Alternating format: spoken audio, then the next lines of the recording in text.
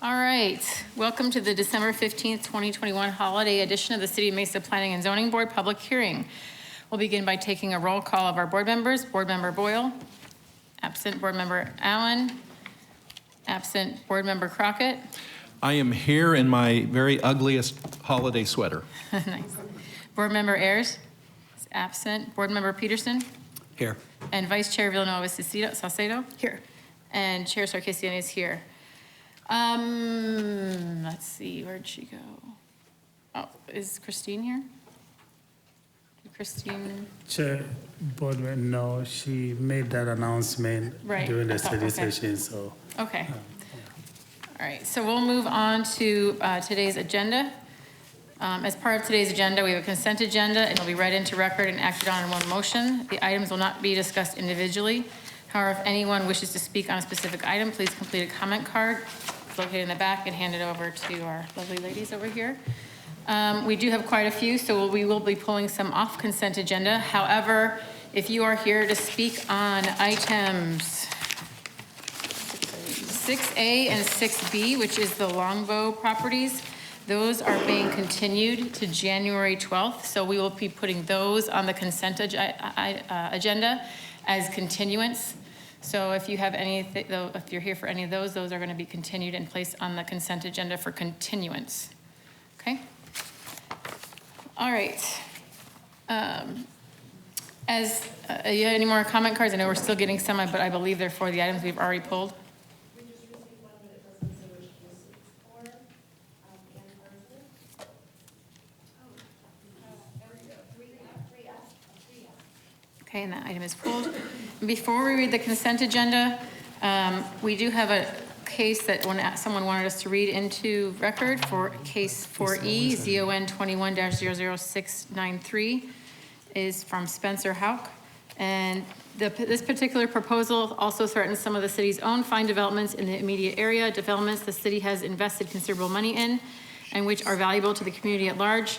The well-used connector bike path, which follows Brown Road around the curve right near 560 West and continues down 10th Street towards Riverview, and the Natural Histories Museum Mesa Grande Park right next to the corner of Brown and 10th Street, a treasure of ancient Native American structures open for public viewing on a limited basis in order to protect them. The increased traffic, which would be generated by the proposed apartments, would do nothing but harm to these city-funded, city-operated facilities. And that was it. They just wanted to comment on that. So with that read into record, Vice Chair Villanueva Salcedo will read the consent agenda. Consent agenda for Wednesday, December 15th. Item 2A, minutes from the November 17th, 2021 study session and regular meeting. Item 3A, ZON 21-00467, District 6, within the 3300 block of South Sossaman, East Side, located north of Elliott Road on the east side of Sossaman Road. Site plan review. This request will allow for an industrial development. Companion case to 5A, staff recommendation is approval with conditions. Item 3B, ZON 21-00451, District 6, within the 1300 blocks of South Sossaman Road West Side and the 7500 block of East Hampton Road South Side, located south of Southern Avenue on the west side of Sossaman Road. Site plan review. This request will allow for a parking expansion within a commercial center. Staff recommendation is approval with conditions. Item 3C, ZON 21-00458, District 6, within the 7200 East Ray Road North Side, within the 7100 block of East Seaver Avenue South Side, and within the 4900 to 5100 blocks of South 71st Street East Side, located east of Power Road on the north side of Ray Road. Site plan review. This request will allow for an industrial development. Staff recommendation is approval with conditions. Item 3D, ZON 21-00786, District 1, within the 1300 block of East McKellips Road North Side, and within the 2000 block of North Durand West Side, located east of Stapley Drive on the north side of McKellips Road. Site plan review and special use permit. This request will allow for a multi-tenant retail building with a dental office and restaurants with outdoor seating and drive-through. Staff recommendation is approval with conditions. Item 3E, ZON 21-00886, District 1, within the 1400 block of West Bass Pro Drive North Side, located west of Alma School Road and south of the 202 Red Mountain Freeway. Site plan review. This request will allow for an office development. Staff recommendation is approval with conditions. Item 4A, ZON 21-00288, District 2, within the 4700 block of East Main Street North Side, located east of Greenfield Road on the north side of Main Street. site plan review and special use permit. This request will allow for a large-scale commercial recreation center. Staff recommendation is approval with conditions. Item 4B, ZON 21-00588, District 6, within the 6600 block of South Sossaman Road East Side, located north of Pecos Road on the east side of Sossaman Road, rezoned from light industrial with a planned area development overlay to light industrial with a planned area development overlay, bonus intensity zone overlay, and council use permit and site plan review. This request will allow for the development of a new hotel. Staff recommendation is approval with conditions. Item 4C, ZON 21-00595, District 6, within the 4400 to 4700 blocks of South Ellsworth Road West Side, and within the 8700 to 9200 blocks of East Warner Road South Side, located south of Warner Road and west of Ellsworth Road, rezoned from light industrial with a planned area development overlay and limited commercial, with a planned area development overlay to light industrial with a planned area development overlay and limited commercial with a planned area development overlay and site plan review and preliminary plat approval. This request will allow for mixed-use development, including commercial, office, and industrial uses. Staff recommendation is approval with conditions, revised conditions as reviewed in today's study session. Item 4E, ZON 21-00693, District 2, within the 5600 blocks of East Albany Street South Side, within the 100 block of North 56th Street East Side, and within the 100 block of North 57th Street West Side, located west of Record Road and north of Main Street, rezoned from limited commercial to multiple residence 4 with a planned area development overlay and site plan review. This request will allow for multiple residence development. Staff recommendation is approval with conditions.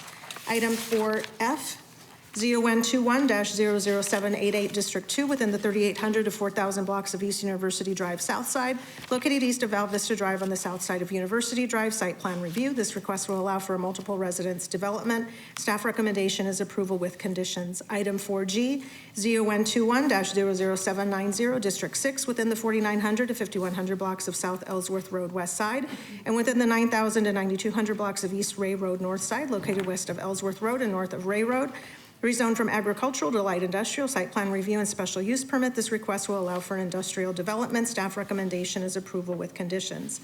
Item 4I, ZON 21-00928, District 1, within the 2600 to 2800 blocks of East Lehigh Road West Side, located north of McDowell Road and east of the 202 Red Mountain Freeway. Modify the existing planned area development overlay. This request will accommodate an increase for lot coverage on individual lots. Staff recommendation is approval with conditions. Item 5A, Sossaman Business Campus, District 6, within the 3300 block of South Sossaman Road East Side, located north of Elliott Road on the east side of Sossaman Road, preliminary plat. Staff recommendation is approval with conditions. Item 5B, Mesa Gateway 202, District 6, within the 4400 to 4700 blocks of South Ellsworth Road West Side, and within the 8700 to 9200 blocks of East Warner Road South Side, located south of Warner Road and west of Ellsworth Road, preliminary plat. Staff recommendation is approval with conditions. Item 5E, Eastmark Development Units 5 and 6, District 6, ZON 21-01063, within the 1221 to 1000, within the 10021 to 10,400 blocks of East Elliott Road South Side, within the 3,600 to 4,200 blocks of South Everton Terrace East Side, and within the 3,900 to 4,300 blocks of South Signal Butte Road West Side, located west of Signal Butte Road and south of Elliott Road, preliminary plat. Staff recommendation is approval with conditions. Item 6A, ZO 121-00878, District 5, within the 2,800 to 3,100 blocks of North Record Road West Side, and within the 5,900 block of East Longbow Parkway South Side, located north of McDowell Road on the west side of Record Road, minor general plan amendment from employment to mixed-use activity district. This request will allow for a mixed-use development. Continuance to January 12th, 2022. Item 6B, ZON 21-00731, District 5, within the 2,800, 3,100 blocks of North Record Road West Side, and within the 5,900 block of East Longbow Parkway South Side, located north of McDowell Road on the west side of Record Road. Modification of the planned area development overlay, rezone from light industrial to limited commercial, council use permit, and site plan review. This request will allow for a mixed-use development. Continuance to January 12th, 2022.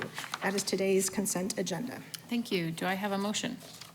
I'll move the consent agenda as it's been read in. Do I have a second? Second. All right, all those in favor, please vote.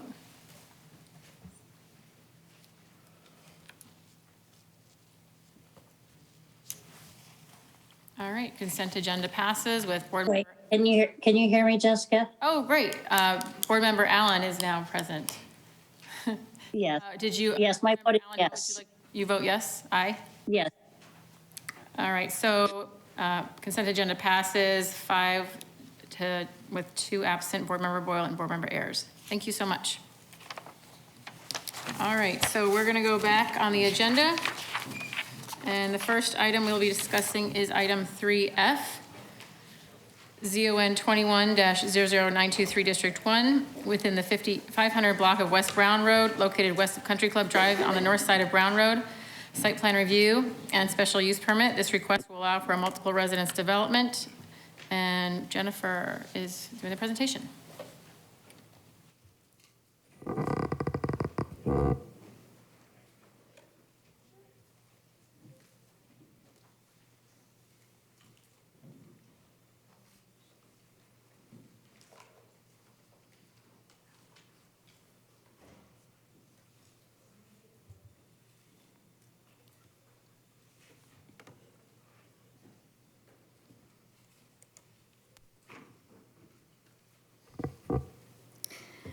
Thank you, Chair, members of the board.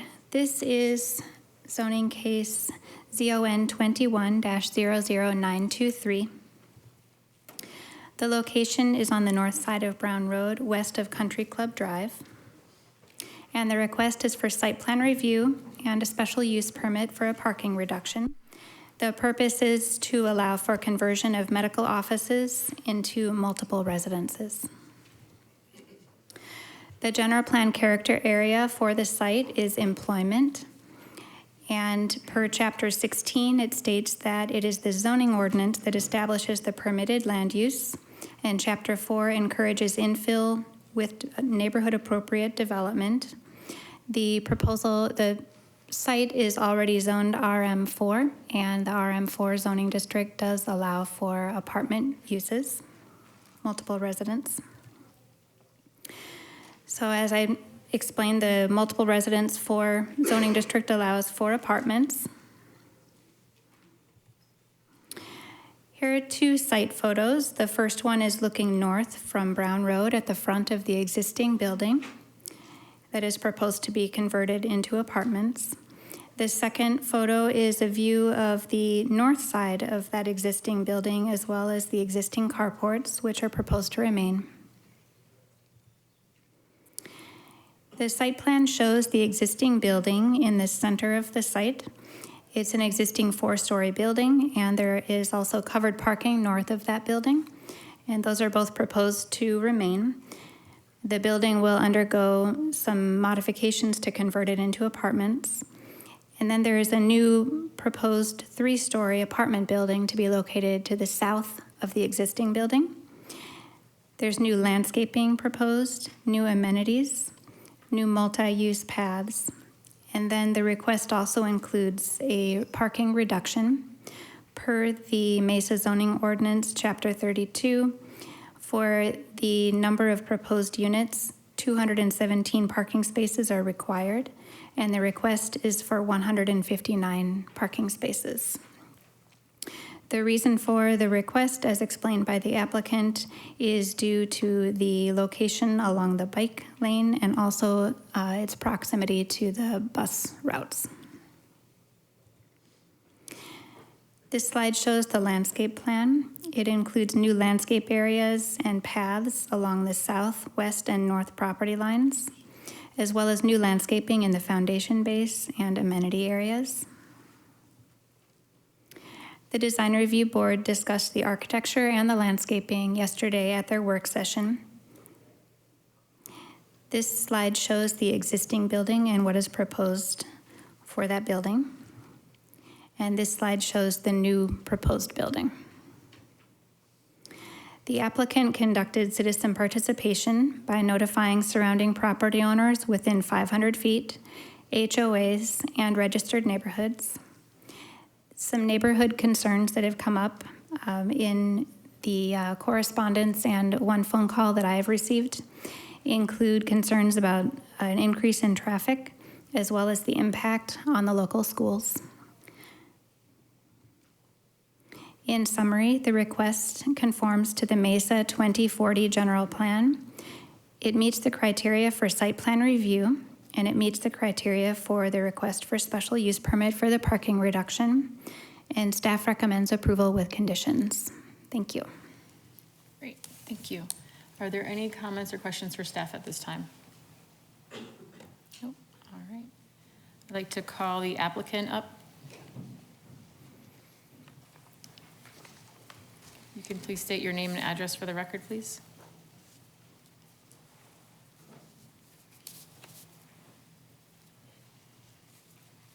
Good afternoon, Madam Chair, members of the board. Ashley Marsh with Gamage & Berman, 40 North Central, for your record. We did have a presentation. I don't know if staff received that or if I can go ahead and load it for us. Okay.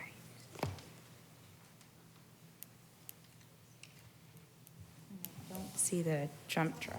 Is it here?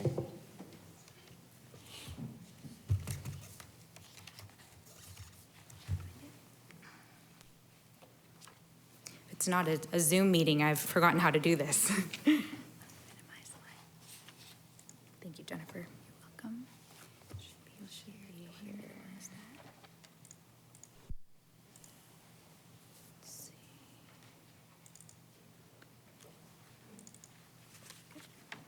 I think we're good to go. Thank you very much for bearing with me. Like I said, if it's not a Zoom presentation, I've been remiss. Staff did a great job in your study session and just now reviewing our request. Just to familiarize this board again, our property is approximately 4.5 acres on the north side of Brown, just west of Country Club. And this property is a failing office property. It's an existing 4-story building, which you see. Sorry, can we make sure we can see it? We can't see what she's presenting.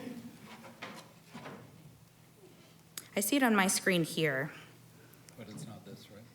It's not, No, that's the that's staff the staff. presentation.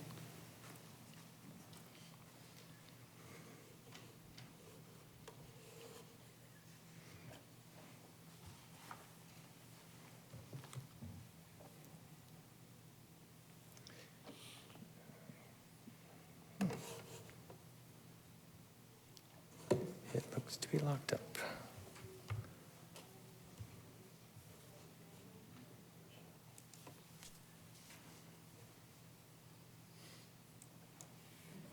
we go. Okay, There's a PowerPoint version as well, if that's easier. let's do that one. Okay, thank you.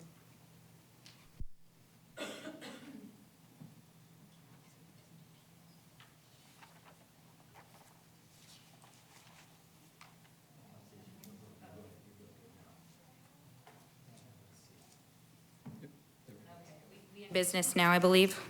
Appreciate that. Thank you, Madam Chair, for letting us know.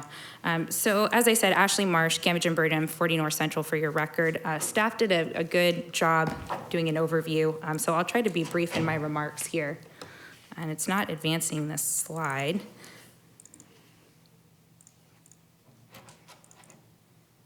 See it on my end. It's coming back. I apologize.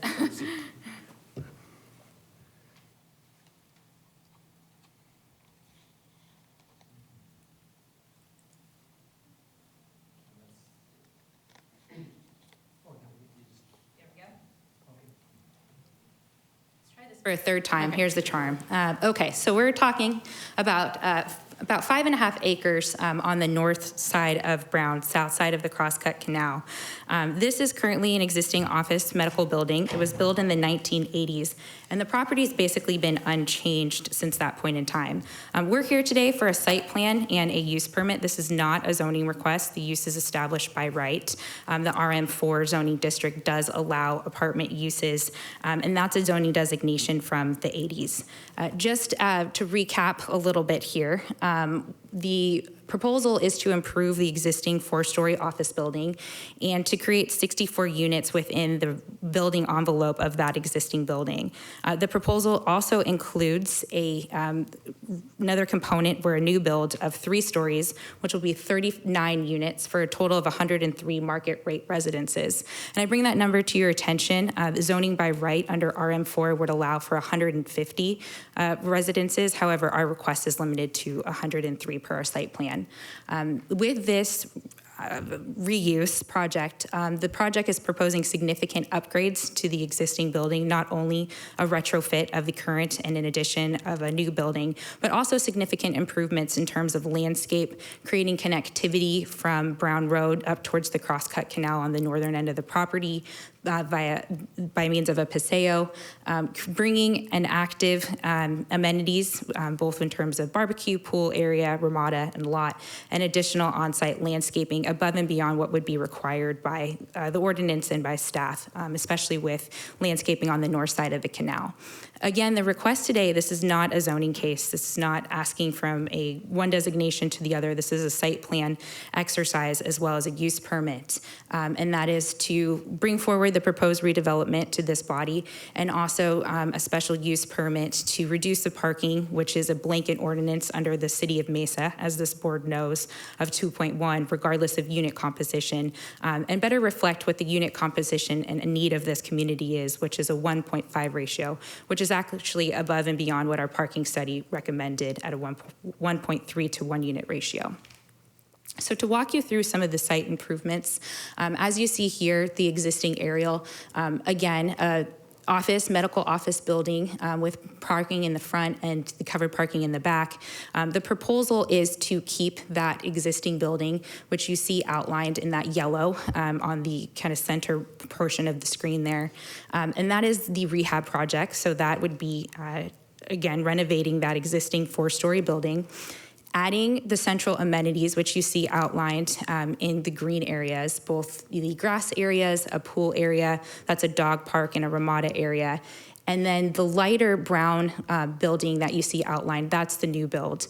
Landscape will be completely redone along the perimeters, and of significance is on that eastern portion there, the western portion of our site, where you see the paseo from Brown extending all the way up to the Crosscut Canal, creating connectivity from that street all the way up towards the northern portion of the site. Again, I touched briefly that the landscaping is above and beyond what we've seen in previous rehabilitation projects. Here, new landscaping throughout the site, new public use path, which I mentioned, the amenity areas in the central. 20 foot of landscaping is being voluntarily provided along the northern property line, which is significant. Again, that is a voluntary contribution that we're making. And the proposed redevelopment provides 3 times more open space than what's required by the zoning ordinance. And this is just an example of the landscape plan, which I believe you saw as well in study session. Wanted to go ahead and show you what this site looks like when brought to life. As you can see, that white building is the existing building reimagined with the 3-story on the southern portion of our site, the new build, and really activates this underutilized property.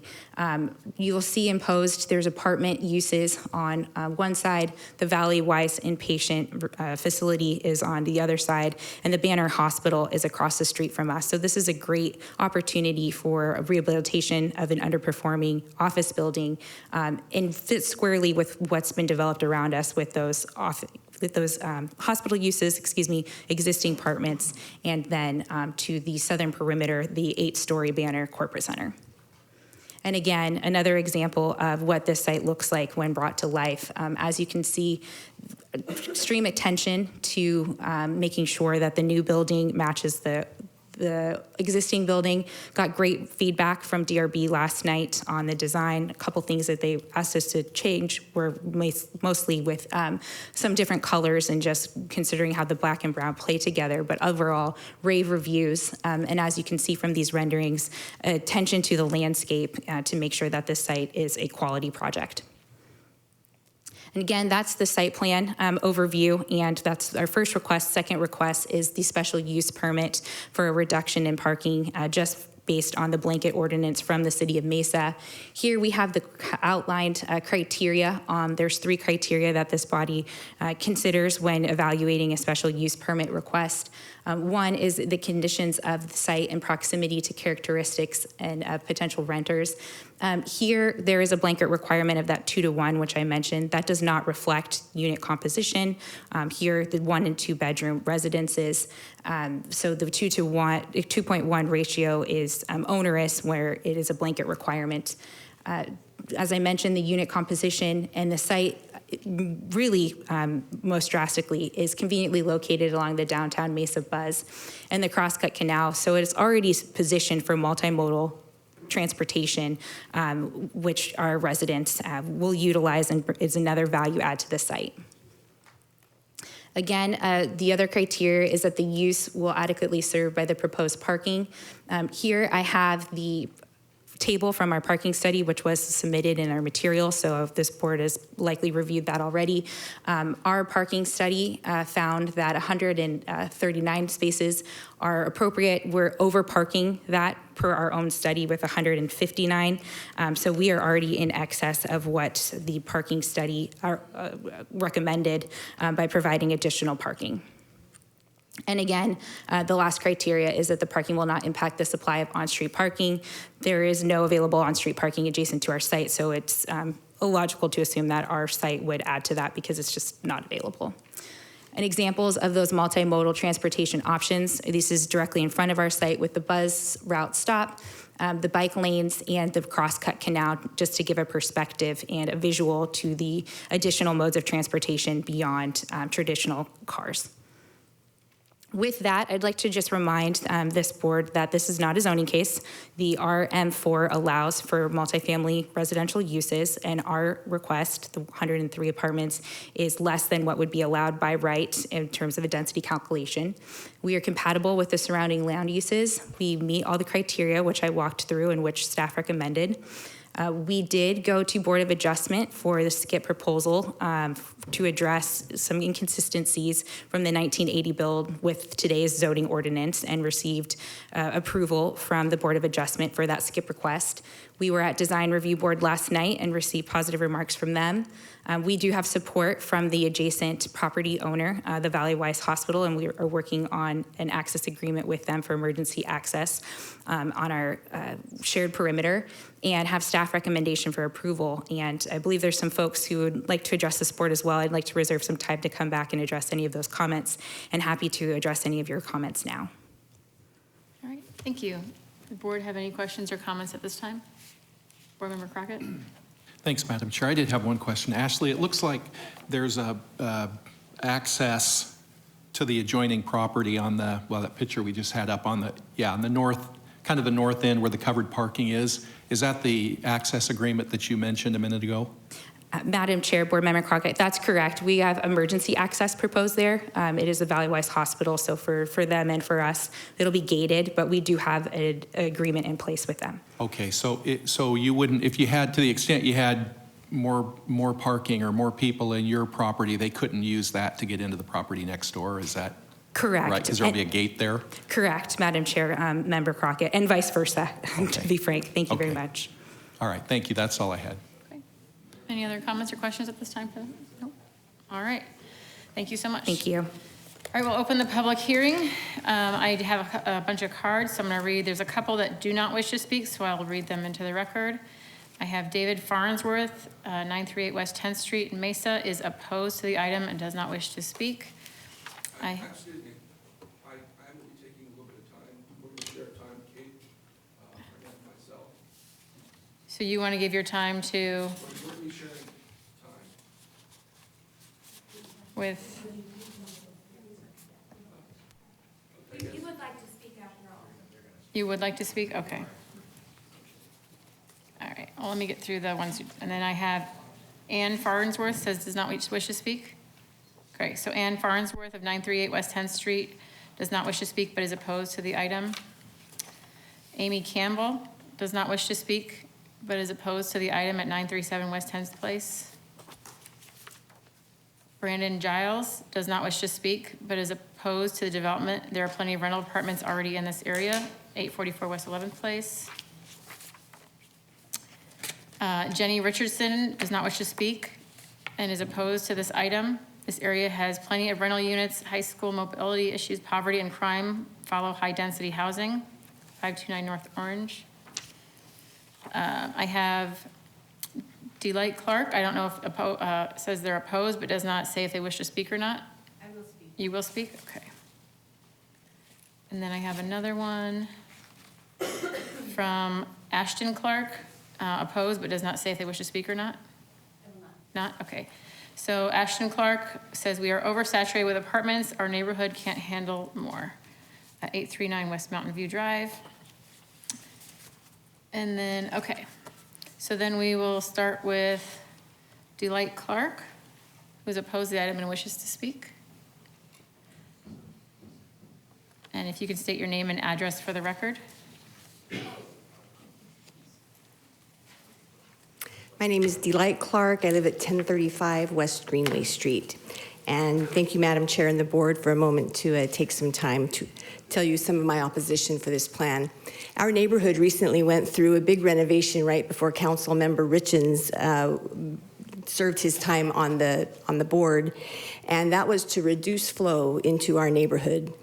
Large construction projects were had as you come west into our neighborhood, bringing Brown Road down into one lane, and that lane happens to go right through this proposed area where people would come and go, exiting and entering the apartment complex there. And though I appreciate a lot of the efforts to provide a well-done apartment complex with, less density and things like that, we really do have a lot of infill in our area. I also applaud the idea to create something great out of an existing building that's going down. However, every entrance into our neighborhood now has been restricted to hopefully meet that goal of reducing flow through our neighborhood. And this project would absolutely go against what was supposed to happen with that. I'm a member of the West Mesa CDC, somewhat a little bit of a watchdog group in our area because our area tends to get a lot of proposals like this for infill of apartments and more social services. We're not opposed to any of those things, but we really do feel like our area is saturated. With that, we have behavioral health right next door. We have a great site with the ruins on the corner. Right next to this existing apartment complex is yet another apartment complex. If you cross over onto Country Club, then we have more apartments. And we're especially concerned too with what this will do to our school that already houses children from the Child Crisis Center, from Save the Family, and our school really can't take a lot more stress and strain that we think those apartments would bring. Thank you very much. Thank you so much. Are there any questions for? No. All right. Moving on to J.R. Wright, who is opposed to the item and wishes to speak. And state your name and address for the record, please. Okay. You have 3 minutes. Thank you, Madam Chair and the board. I'm J.R. Wright. I live at 826 West 10th Place. And I've been in that house for 25 years. I've seen the neighborhood go up and down in lots of different ways. I took my kids to the same apartment complex, or what's proposed to be apartment complex with Dr. Terry Wood. That was his office, so I know this area well. I appreciate the fact that it so-called checks all the boxes for the planning and zoning, that it's not a planning and zoning case, but it checks the boxes for the cities, but it doesn't check our personal boxes for our community and our neighborhood. It will have a tremendous negative impact on our schools, which Delight already mentioned, are stressed. My wife is a substitute teacher at Emerson, and she sees these things on a daily basis, the impact that just an incredible amount of low-income apartments has in our neighborhood. And you know, we've had some great things happen in our neighborhood, and I will definitely admit that. This bike path that Mayor Giles has orchestrated, and I'm sure he wants all the credit, but it's a whole team effort there. That's great. We've had lots of other things happen. We have the Mesa Grande Indian ruins, which is just tremendous. And why do we now want to put this giant density-filled apartment complex right in the middle of everything that we already have plenty of? So I think that's just a bad choice. Now, what are some alternatives? There's great condos at 30 East Brown, at 222 West Brown. There's other projects that are very successful and vibrant, and values are very high right now. Maybe taking this failing office complex and make it a successful office complex. I don't have all the solutions, but I do know that increased density creates lower income, which creates lower test scores, which creates less learning, which creates more traffic in our neighborhoods, which creates more crime, which creates all kinds of negative things. And while I do appreciate reusing an existing failing project, I don't believe this is the right solution. Thank you. Thank you. Are there any questions or comments for the board? Okay, thank you. All right. So Kate Arnett.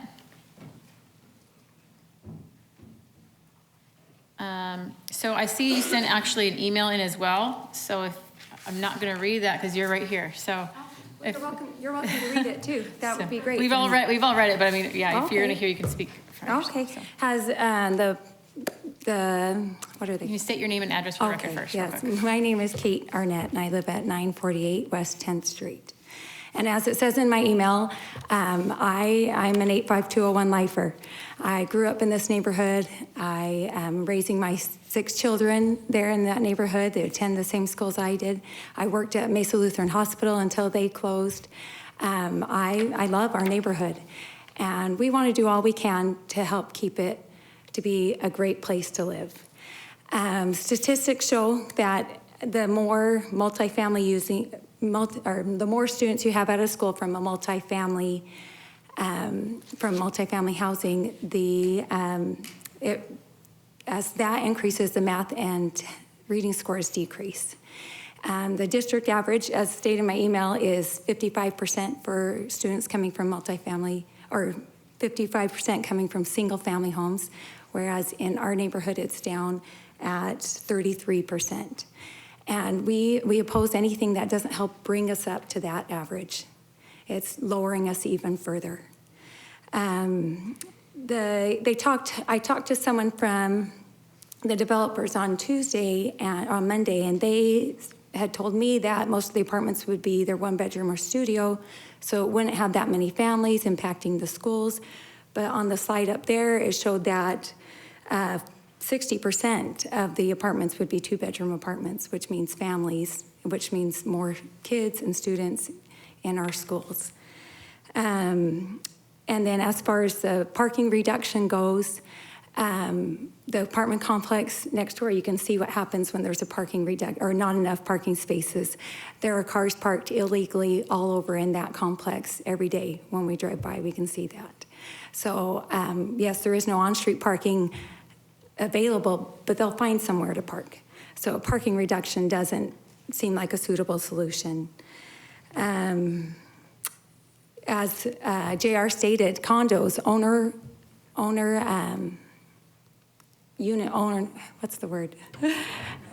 owner-occupied units would be a viable solution.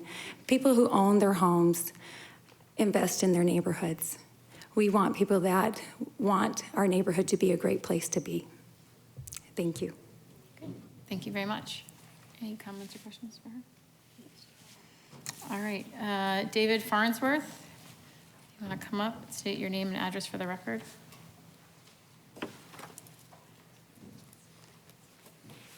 Good afternoon. My name is David Farnsworth. I live at 938 West 10th Street. I completely concur with my neighbors that have already spoken and the things that have been addressed. One thing that really hasn't been discussed, though, is the traffic issue. We already live in a heavy, overly saturated neighborhood with cross traffic moving from Alma School over to the Curve and onto Country Club. I myself have witnessed children almost hit by cars that just fly through. Even though we have speed bumps, people ignore them frequently. People look at our street on 10th Street as a quick access rather than simply going up to Rio Salado. They just want to fly through our neighborhood, and I don't think that's acceptable, especially when you have so many children on the street that I live on. The stop sign at Westwood and 10th Street, so much of the time you would think it doesn't even exist. I realize it's a four-way stop, but it really concerns me what the possibilities of accidents occurring at that intersection. In the 3 years I've lived here, I'm surprised I haven't seen any, but I know it's going to be inevitable. I appreciate your time, and really, while I commend what has been proposed here, I completely agree with my neighbors and the effects that this could possibly have. And my biggest concern is the traffic, and I live on 10th Street. Thank you very much. Thank you. Any questions? All right. Were there anybody else that wished to speak on this? Okay, before, I'm gonna read some emails that we got, some comments. We have from Tanya Collins at 864 West 10th Street. I've lived on 10th Street for 40+ years and have watched that single-family owner-occupied residence neighborhood home become increasingly hemmed in by high-density apartment complexes. They have increased traffic, overloaded our schools, and generally compromised the quality of life in Northwest Mesa because they are just too many concentrated in the area. Brent and Lucille Kellis on 813 West 10th Street. Our home is at 813 West 10th Street in Mesa. It is vacant right now because we're on a mission for our church and we live in Montreal until August. And we want to make sure our voice is heard, that we are against the proposed apartment plans to put in apartments. Please take our vote into consideration just the same as if we were in attendance. Linda Lloyd, 1137 North Cherry. I am a longtime resident of Santo Tomas Mesa on Cherry Street, and I am opposed to the project. The DevCo project. My main concern is the added traffic the complex will bring to our streets, specifically along the designated bike path that runs through the curve on Brown Road, directly in front of the proposed complex and onto 10th Street. A 103-unit apartment complex will add an average 800 more cars per day to its local streets. That is a significant increase along a path the city has spent hundreds of thousands of dollars to designate for cyclists and onto this neighborhood street not designed for high-capacity traffic. I also think this project will add more stress onto our schools. I truly hope you'll take all these things into consideration when looking at the proposed project. Catherine Turner says, I have been recently notified of the proposed project to turn the office buildings on Brown into more apartments. I grew up in Mesa and now I'm raising my young family. I don't know the exact statistics, but it seems to me like that cheap, large production apartments don't support a long-lasting neighborhood of families that want to invest in the community. I remember when the city council told my dad 20 years ago that he couldn't build apartments on this land on Rio Salado because there were too many apartments already in the area. Now there are hundreds of more units in 85201. I understand we are in an older neighborhood, but our area is so saturated with apartments and people that another large apartment building in the area would cause more traffic and other undesirable issues. This may not be the most persuasive email, but I love this neighborhood and I try my best to make it better, and I hope that the city council is trying to make it better too. I know some new apartments may seem like a quick fix, but will not serve the long-term solution to improving the area. Jonathan Harris says, I am writing in regards to the meeting this afternoon at 4 o'clock regarding the 560 West Brown site. I have lived about a quarter mile from the site for over 30 years. My request is that this does not become more Section 8 subsidized or non-subsidized apartment housing. This will be very detrimental to our community. If there is a need for housing, I would prefer that the site become owner-occupied housing similar to the Santo Tomas development 200 yards to the west. David Palmer says, I have lived in this neighborhood for all of my 72 years and have seen the area develop from farmland to houses and apartments, and this is my observation, that the people who own homes or condos have a commitment to this neighborhood, and as a result, they are good neighbors and over 90% of the time, but the people that live in apartments are short-term neighbors and they don't have the same commitment to be a good neighbor. The police, it is my observations, spend most of their time working crime in the neighborhood and the apartments, and very little in the housing or condos that we own. We have had our share of apartments in this neighborhood, and now we do not need any more. I am opposed to this project. We need more housing in our community, but put new apartment projects in other neighborhoods where they do not have as many apartments as our neighborhood does now. That effect on schools, crime, traffic, and lack of neighborhood commitment. And finally, Adele Atwood. I recently heard about the 560 West Brown project proposal of adding 100 plus more apartments to our Northwest Mesa area. I have grown up here and have lived here for nearly 40 years. I live down the street and around the corner from the proposed site, and I'm writing to let you know, the city council and anyone else who has the power to make decisions that affect our area, know that I am I can't even say that. I'm vehemently opposed to more multifamily housing in West Mesa.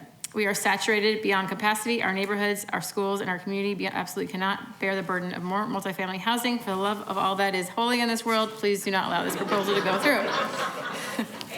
So that is the comments we received. So if we can bring the applicant back up to respond. Thank you, Madam Chair and members of the board, and also thank you to the neighbors. I wish we would have had a dialogue earlier in this case, but I appreciate the input and the feedback. And I do want to remind this board and this body that this is not a zoning case. This is not a use case. We are not here asking for apartment uses. We are here today with a site plan and a use permit. And the things that you heard today were boiled down to what I gleaned at as we're hesitant to have low-income apartments. We're concerned about traffic. We're concerned about our schools. Those are the 3 points that I heard. And just to alleviate those concerns, these are market rate homes, and they are rental opportunities. Much of those rental costs, though, are these market rates are more than most mortgages. It is a brand new apartment complex. Renters who come into the area and brand new mortgage level rents are invested in community. They are a mix of 1 and 2 bedrooms. We envision a lot of professionals. We don't envision a lot of big families living here. To that respect, though, we did reach out to the schools and heard that feedback. You know, we're concerned about our schools. And Mesa Public School told us that they are under capacity at all of their schools. They are not concerned about a capacity issue with this proposal. We did reach out to the schools and made sure that we had a dialogue with them. The feedback was they're under capacity. Last thing I'd like to mention is the traffic. And when you think about medical office space, which this is, think about all the people that come into a medical office for doctor's appointments. You have cars in and out of there regularly. I go to my doctor, I have a 20-minute appointment, I move along, and that happens 5 times an hour, times 8 a day. You know, a single doctor might be seeing upwards of 40 patients a day. Those are 40 trips in and out. So when you look at a traffic perspective, it's much less for a residential use than a medical office use where you have people in and out every day, all day, going to their doctor's appointments. We went ahead and followed up with our traffic engineer who did our parking study and said, hey, what are the actual numbers that you would anticipate with a transitioned use from a medical office, which this is now, to an apartment use? And they came back and said that they would anticipate less than 1,700 trips a day with that reimagined, repurposed multifamily use. And that's reflective of me not going to the doctor, Madam Chair not going to the doctor, all of us going in and out of the doctor. So that's 1,700 less trips a day coming in and out of this area. And that's significant as well on those peak hours when you think about in the morning, people coming and going. The doctors are coming and going, staff is coming and going. That's a reduction in trips as well during those peak hours. So this transitioned use will actually alleviate traffic concerns with a reduction of 1,700 trips. And I just wanted to point that out for this board when you're considering, again, a site plan and a use permit, but that this will relieve any type of traffic concern. Last but not least, I'd also just like to reinforce where this specific property is located. It's not located in the middle of a neighborhood. The closest residential district is more than 600 feet away from this site. We are located next to a hospital, across the street from the Banner Corporate Center, and adjacent to additional multifamily complexes. The egress and ingress points are out of Brown, immediately adjacent to Country Club. So people aren't going to be cutting through the neighborhood. They're going to be using Brown, they're going to be getting on Country Club, and they're going to be moving on. And again, that's 1,700 trips less a day anticipated with this new use. We are adjacent to the bus route. We are adjacent to bike. We are adjacent to the canal. We have multimodal transportation, which we showed you. And this property zoned for multifamily uses and is a significant improvement and investment in this particular underserved property. Those aren't good for communities when you have vacancies. A vibrant multifamily appropriately sized under the density that we would have by right with thought to traffic and to schools. Again, we reached out to both. It makes a lot of sense here. So we do ask that you approve the site plan and the use permit, which we're here today to discuss. And I'm available for any questions you may have. Thank you so much for your consideration. Thank you. Are there any questions or comments for the applicant at this time? All right, thank you so much. Thank you. All right, are there any other comment cards? None? Okay. So seeing none, I will close the public hearing and bring it back to the board for discussion. Who's going first? I'll go first. Can you hear me okay? Yes, we can hear you, Shelley. Okay. My thoughts on this project, I've given it a lot of thought, and I'm very familiar with this area. I was one of those kids who used to cut through Brown Road, on the way to school, but I think that there's an oversaturation of apartments in that whole area. There's apartments on the north side of Rio Salado that's like less than a half a mile away. There's a lot of apartments within that block, kind of to the east of where Banner Hospital was at. There's just a lot of apartments, or a lot of for rental housing apartments in that area. And I agree with the comment that was made that if it's owner occupied, it's a whole different level. I would support something like that, but I think that the parking, the deficit in parking that's going to be provided, I don't agree with that either. So at this point, I wouldn't be supporting the project, supporting the site plan review or the special use permit. Thank you. Okay. Is there any other board members want to? Board Member Crockett? Yeah, thank you, Madam Chair. Well, I have a little different perspective on this. And I do applaud the homeowners and the neighbors in that area because for being concerned about the neighborhood and for everything they've done. But as I look at our responsibility here, we're not being asked to approve a zoning request here. The use that the applicant has brought forward is an allowable use where they're located. So our responsibility is to look at the plan that has been presented and to determine whether or not it is consistent with the requirements of our zoning ordinance. And as I look at it, it looks like a quality project. It's going to repurpose an existing property that's not doing well. I do have a bit of a concern about the parking reduction because it seems like there's always issues in multifamily homes or residences with parking, but I do look at the area, and I'm not sure exactly where people go for overflow. I suspect that they'll either go next door to the behavioral health center or perhaps across the street in the Banner parking lot. So I have a little bit of a concern there. But in terms of whether this is the right use for the property, I don't think that's within our jurisdiction to say. I think we'd look at the site plan and either approve it or deny it based on whether it is consistent with the zoning ordinance. Thank you.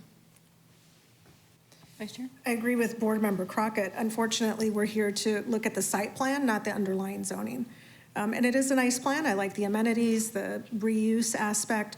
I won't be supporting it, however, because of the special use permit. I think the reduction in parking is just not sustainable. If it's professionals, they need to leave for work, and the buzz and the canal is not going to do it if you want to leave for work. So that's the reason I will be not supporting this request. I think long-term, the fact that the zoning allows this is going to be a consistent issue because that's what you will see. And so I appreciate the residents coming forward.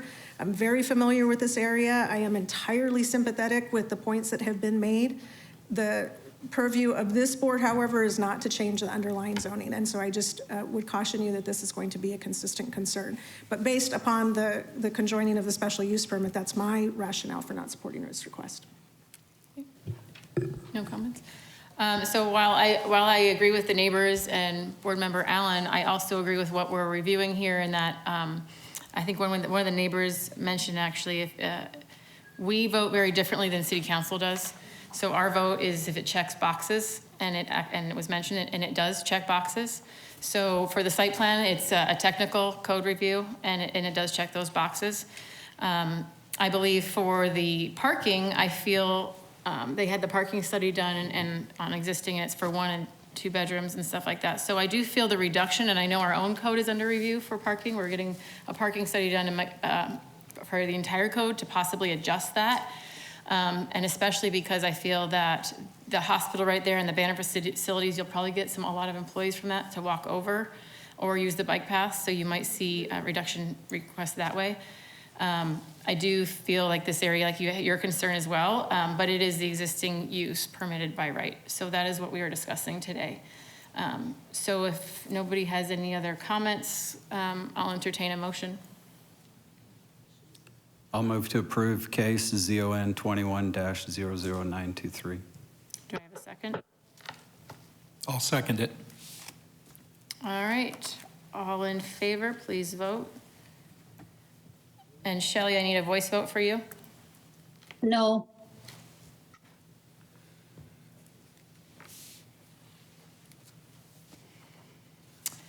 Passes 3-2 with Board Member Boyle and Board Member Ayers absent. So this will go on to City Council and they will have a different purview. What? Sure. Sure, Board Member, Does this it- is a for site plan. Oh, sorry. Yes. So this is site plan, sorry. So this is a site plan review, so it does not go to City Council. Sorry. But yeah. Okay, moving on, we have next agenda item is, but we took off is 4D. ZON 21-00651, District 6, within the 5600 block of South Mountain Road, located north of Williamsfield Road on the west side of Mountain Road, rezoned from agriculture to residential small lot 4.5. The request will allow for a single resident small lot development. Companion case is 5C for the preliminary plat. And Josh will be doing the presentation. Yeah, just having a little issue with the computer now. So we will hear this together with the preliminary plat East Point District 6.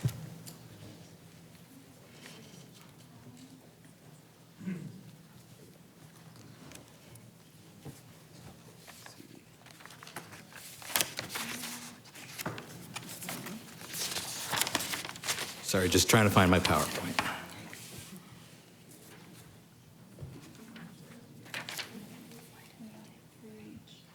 All right.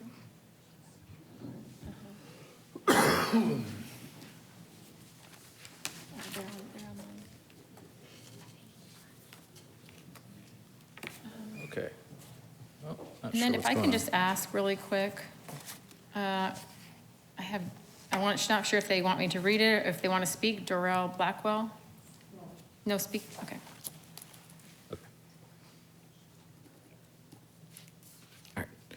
Everybody ready? All right, yeah. All right, great. So this is ZON 21-00651. This is for a project called East Point, sorry. It is located just west of Mountain Road and north of Williamsfield Road. It is currently zoned AG due to it being currently zoned within the Maricopa County. Within Maricopa County zoning, it is RU 43. As part of this case, it is being presented and taken to council as part of that annexation case concurrently. And that annexation case number is ANX 21-00649. And so, again, location is located west of Mountain Road, north of Williamsfield Road, and east of Signal Butte. It is, per the general plan, it is a neighborhood designation of safe places to live, as well as primarily single residences, and supported uses include schools, parks, et cetera. It is currently zoned RU43 within the county. It is the associated annexation case. And as part of the annexation, a comparable zoning of AG would be applied to this site, for which is why the rezone request is from AG to RS 4.5. I did note a mistake in my slideshow that it shows 4, but in reality is 4.5, and that is consistent with the staff report. Per the street view, this is located on Mountain Road, looking southwest in the site, essentially along that northern parcel. This is the site plan itself for the 53 lots, all single residences. It's a variety of lots between 4,950 square feet all the way to 7,196. As part of the RSL lot or the RSL site plan requirements, they have provided 1.3 acres of open space to be provided for use by the residents. As part of that, the citizen participation was performed for property owners within 1,000 feet, as well as HOAs and registered neighborhoods within a mile. There was a neighborhood meeting on August 31st of 2021 where there was 18 attendees, mostly citizens surrounding that were concerned with the overall density. They did feel that the density was better than what the original two proposals were, but overall still felt that the density was rather high. And so based off of that, staff finds, I also do want to add that I did receive, since I created this PowerPoint, 20 different letters. I read 8 in support as well as 12 in opposition to this project. Of those 12, only one of those is a citizen within the city of Mesa, while all the other 11 are citizens within Maricopa County. And so as part of that, I also received a petition that was 15 pages. Number of residences throughout the communities, both City of Mesa and Maricopa County, with a number of items relatively within that RS6 to the north and west, within the City of Mesa, and within that RU43 within the county. And as part of that RU43, the comments were that they wanted to see similar 1-acre lots, while the lots to the north, the current RS6 PAD, the minimum lot size on those is 5,000 square feet, which is only 50 feet more square feet than the current smallest size on this proposal. And so based off of that, staff finds that the proposed project, East Point, meets and complies with the 2040 general plan, as well as Chapter 69 of the Mesa zoning ordinance for site plan review, as well as Section 9-6-2 for preliminary plat. And staff is recommending approval with conditions. Okay, thank you very much. Is the applicant here? Yep. Would you like to do any, or just wait for comments? Sure. Okay. Is that an option? Or if you want to just wait until we hear, or whatever you want to do.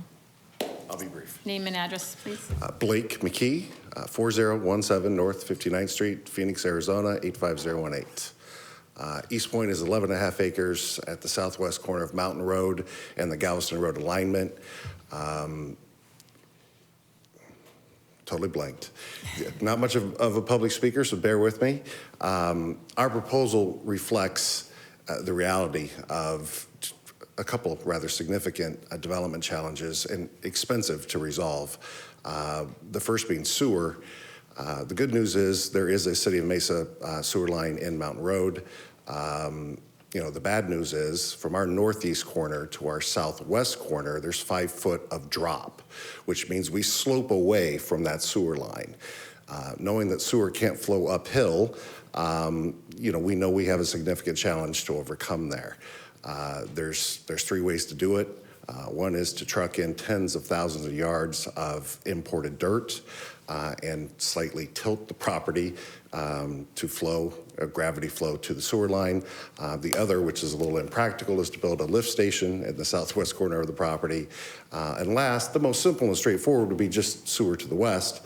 But unfortunately, our neighbor, Taylor Morrison, to date hasn't cooperated with tearing up their private tract, which they have every right to say no to accommodate our sewer line. So one of those is a solution. Again, all 3 pose their own separate challenges, and it is going to be rather expensive.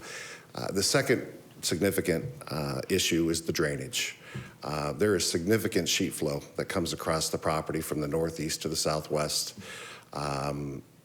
We simply don't have any choice but to install a rather expensive hardened drainage channel at the south end of our property. It is approximately 30 feet in depth. It is silly expensive, for lack of a better description, and it's really eaten up all the extra depth that we'd prefer to put into the lots, but we simply can't because we have a regional drainage issue that we need to address and resolve. We've done quite a bit of community outreach on the project, and so I know we have some folks here in opposition. I've spoke with quite a few of them. I'm comfortable in saying that the initial reaction that I've received from the folks in the county, first and foremost, I heard over and over and over again, we moved here for a reason. We don't want to live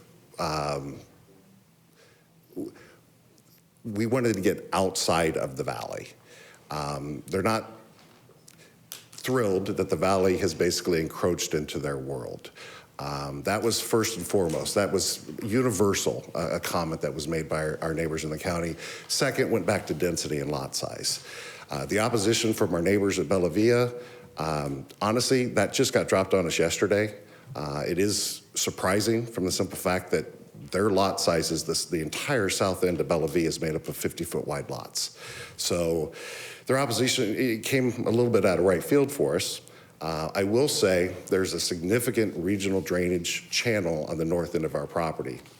The closest house at Bella Villa from our northern property line is 150 feet, a significant setback.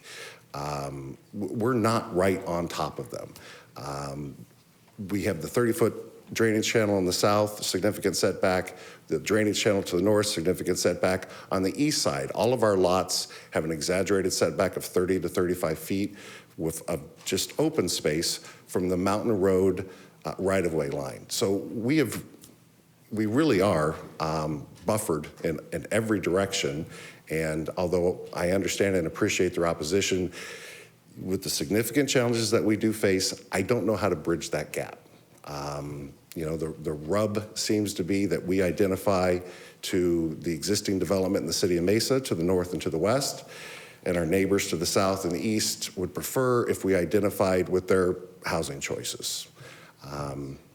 That is it in a nutshell, and I'm happy to answer questions or. Okay, thank you so Thank you. much. Oh, you have a question? You can come back. Board Member Crockett, you have a question? Yeah, Blake, the lots in the county to the south and east of your property, are they on septic or are they on sewer? Septic. Septic, okay. All right, thank you. Any other comments or It's questions? not entirely true. It's not entirely true. Any other comments or questions? Okay. All right, I'll open the public hearing. We have a comment card from Durrell Blackwell. Does not wish to speak, is opposed to the item, build somewhere other than our rural area or build 1 acre lots. Item, then we have Ashlyn Mueller, as opposed to the item, I purchased my property expecting to be surrounded by like lots. That would ensure I retain my property value and also my way of living. Jeffrey Tenney is opposed to the item. I am part of a very large group of homeowners within 1,000 feet of the development. I'm strongly opposed to annexation and rezoning of Skybridge developing with their currently planned project. Skybridge is stating on their project narrative, executive summary, lot sizes are consistent with the surrounding communities, and this is not true. Skybridge is proposing much smaller lots, mostly 4,300 square feet, which is not consistent with any of the lots on all surrounding borders. On the immediate borders to both the east side and the south side is county RU 43 with 1 acre lots. Victor Delgado is opposed and says, I oppose Skybridge development of the property at Mountain Road and Galveston. Manuel Perez is opposed and says, I oppose Skybridge's development of the property at Mountain Ridge and Galveston. And then I have a couple people who are also, so the rest of everybody is here. The first person I have is Dallin Randall. Opposed the item and wishes to speak. Are they on the phone? No, I'm right here. Oh, you're here? Oh, perfect. If you can speak your name and address for the record. Yeah, you bet. So I'm Dallin Randall.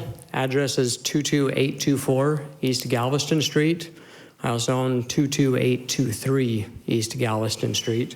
And appreciate it, Madam Chair and members of the board, for the opportunity to speak just a little bit. I just moved to the area about 4 years ago and anticipated some substantial development in the area. I moved there specifically because I wanted to be on acreage. That's the lifestyle that I chose to live, knowing that the city would be coming and moving in around me.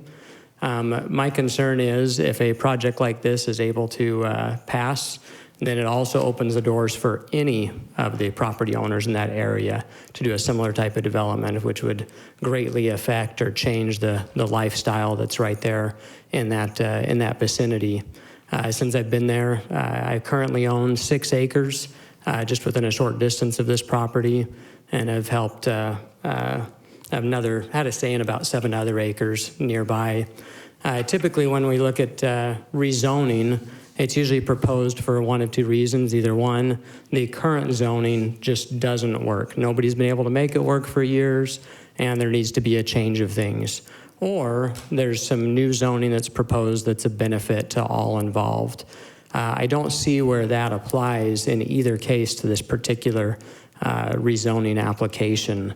The existing 11 acres could easily be divided into acre plus lots.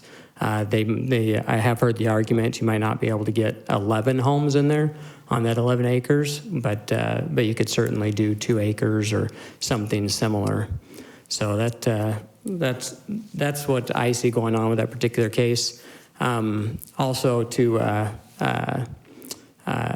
Blake's point about there being substantial issues with drainage and sewer on that particular parcel, which makes it extremely expensive to develop into multiple houses. When you have those extra costs, you have to use higher density. How do you overcome higher cost? Higher density. Keeping that property in the acre plus parcels overcomes all of those issues. Any questions for me? All right. Thank you. Thank you. Next, I have Catherine Aguilar on the phone as opposed, wishes to speak. Is she on the phone? Oh, okay. Well, she is opposed to the item. I have a comment card from Steve Kelly, who is opposed and wishes to speak. Please state your name and address for the record, and you'll have 3 minutes.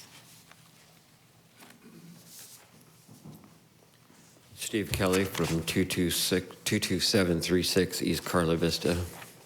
The property that they're speaking is going to back up right directly to my property on the north side of my property.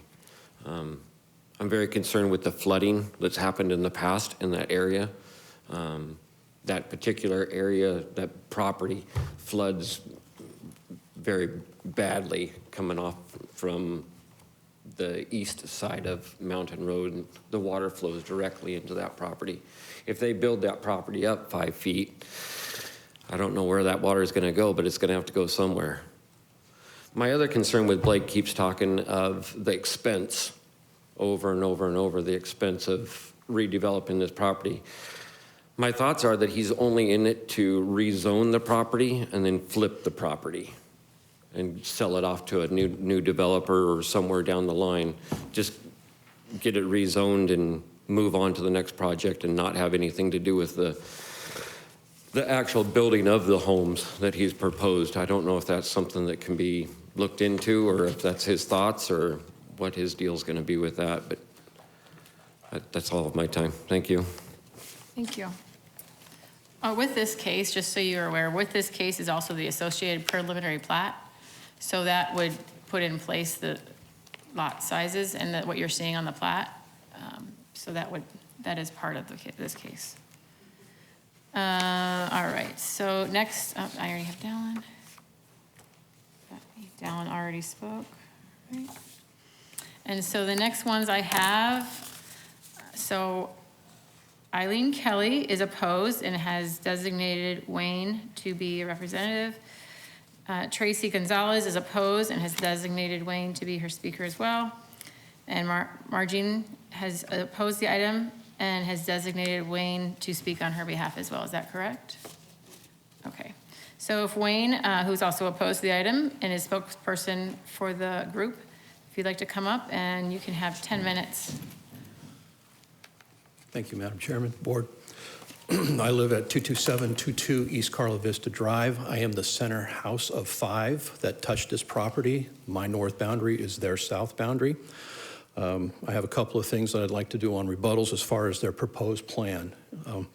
First of all, the Citizen Participation Plan final letter for East Point.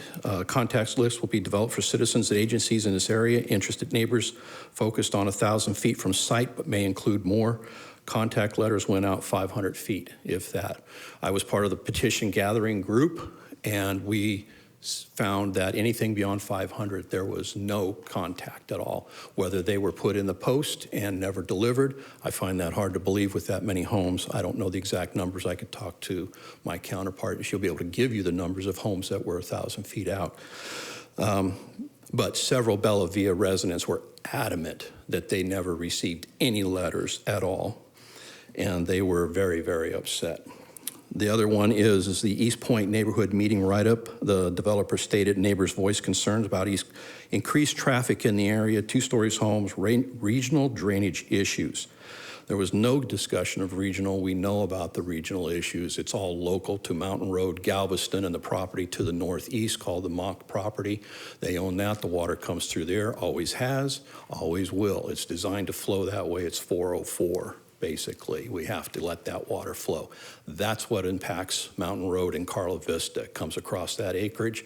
We have some pictures I sent to Josh. I don't know if we made it in time to show you what Mountain Road and the area down Carla Vista looks like with flooding. You weren't able to get them up? Okay. Anyway, I send them, if he can present them to you later, or put it in the package. So we have pictures where the kids are actually literally canoeing and kayaking down the street. And that is 3 or 4, 5, 6 hours after the rainstorm. The skies are blue. So that gives you an idea of how much volume we're talking about. Yes, it can be engineered, and yes, it has. Bella Via did a great job. They move a lot of water. But if you look at the plot plan, which unfortunately I didn't realize we were able to do a PowerPoint, so I brought my 8x10 glossies with labels on the back. So anyway, nuts. Did you want them to put the plan up from the presentation? I've got it right here. Okay. Well, if you have it, I can talk through it. Anyway, also brought up was the East Point would have minimal impact relative to the new Highway 24 or the new large-scale, quote, communities down there. We now have just south of us by about maybe half a mile, you have several hundred homes going in. You have Tapestry, you have Destination at Gateway, you have, let me find out where it's at. I'm a little out of my line here on this one. Anyway, so we have several more developments going in. We have Encore lots, we have Bella Via, we have Tapestry at Destination, we have Destination at Gateway phases 1 and 2. And as you're well aware, Avalon Crossing is proposed and just got permitted to go in there as well. So we are looking at, and then the 24 will have on and off ramps to the Meridian, which is to the west of Galveston, and to the west of Mountain, and we have off-ramps at Signal Butte.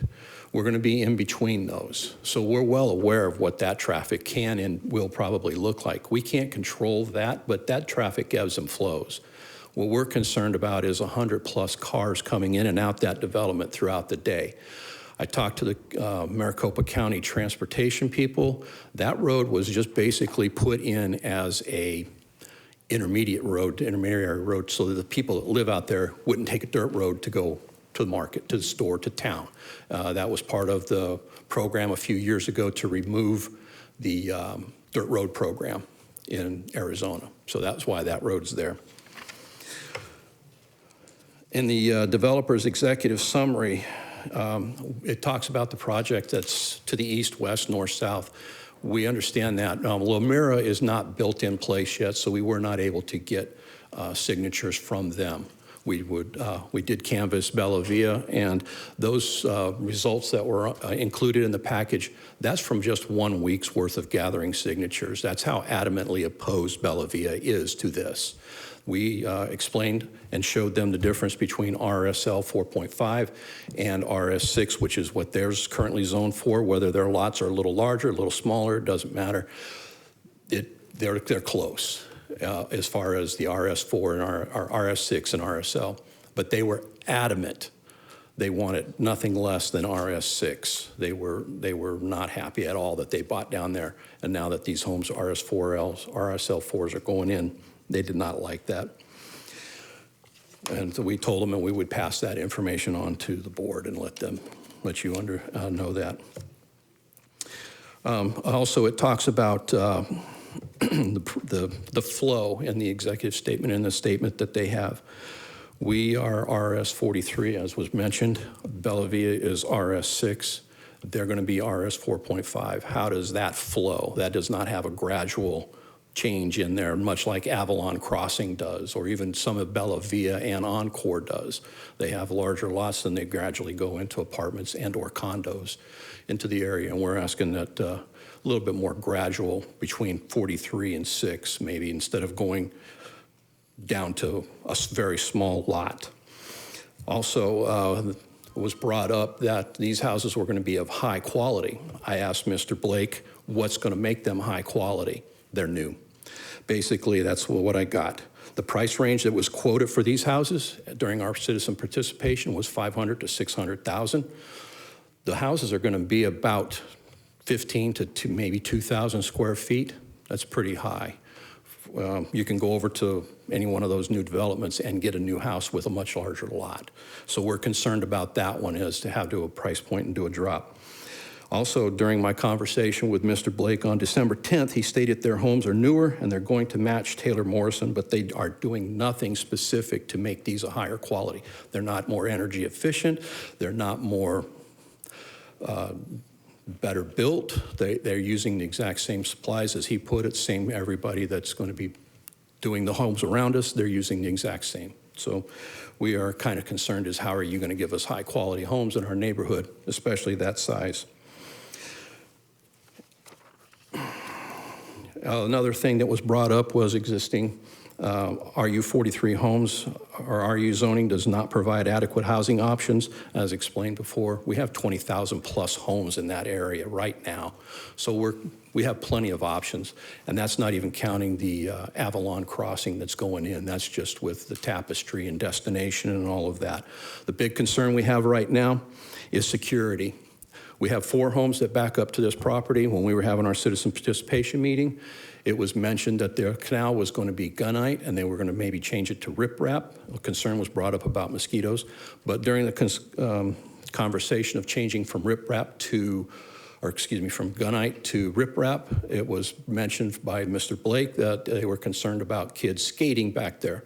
Well, 4 of the 5 houses back there have chain link fence. We are going to now put 53 homes back there. Our security is a very big concern for us, and the 2040 plan says that that's one of the things that should be brought into consideration is the security of the neighbors there. Plus, all the homes around us are basically horse property, so we have horse fence. So you're not looking at just 4 houses now, you're looking at maybe 8 to 10 houses that are going to have to go and increase up to block wall. And finally,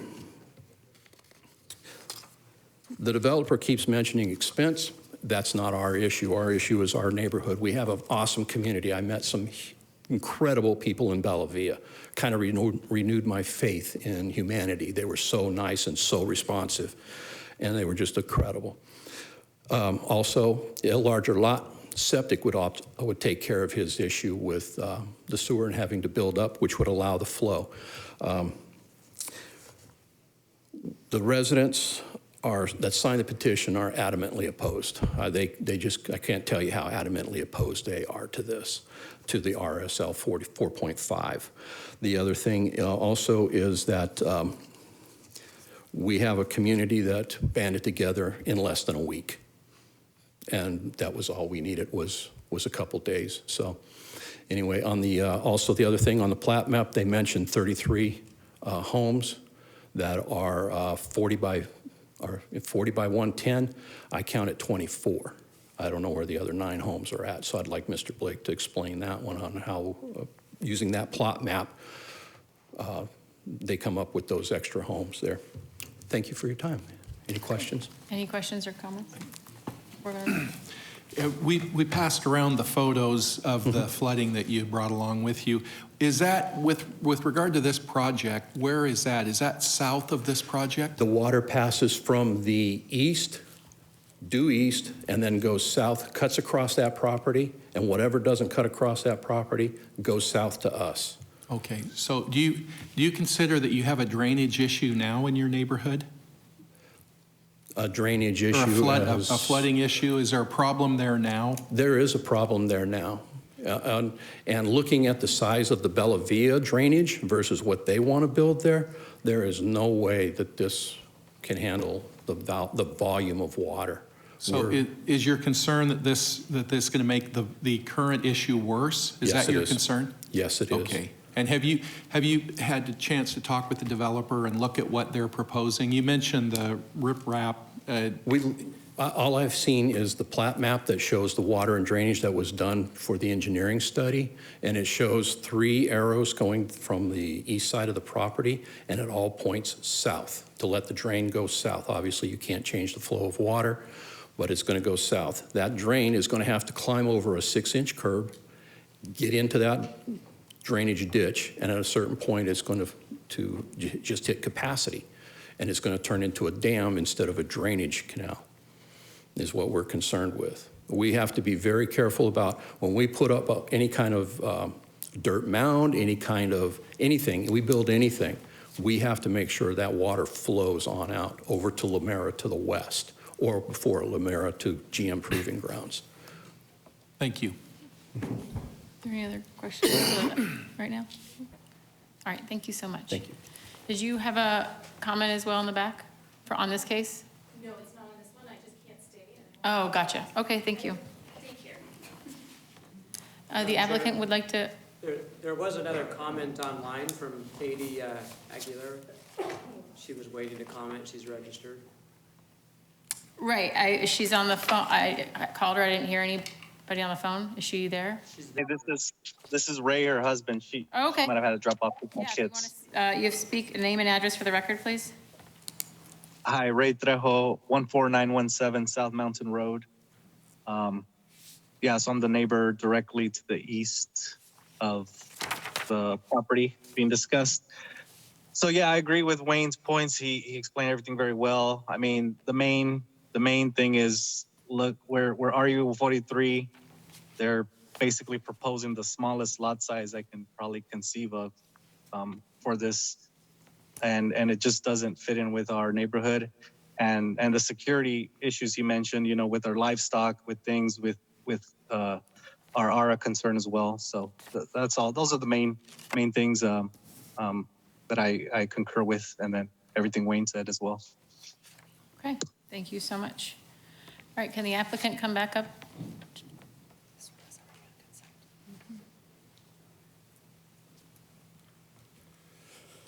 I made some notes. I'll try to address them all. The first comment was whether or not I would be involved in the build-out of the project. My partner and business partner and builder is in the audience. I will be involved from A to Z.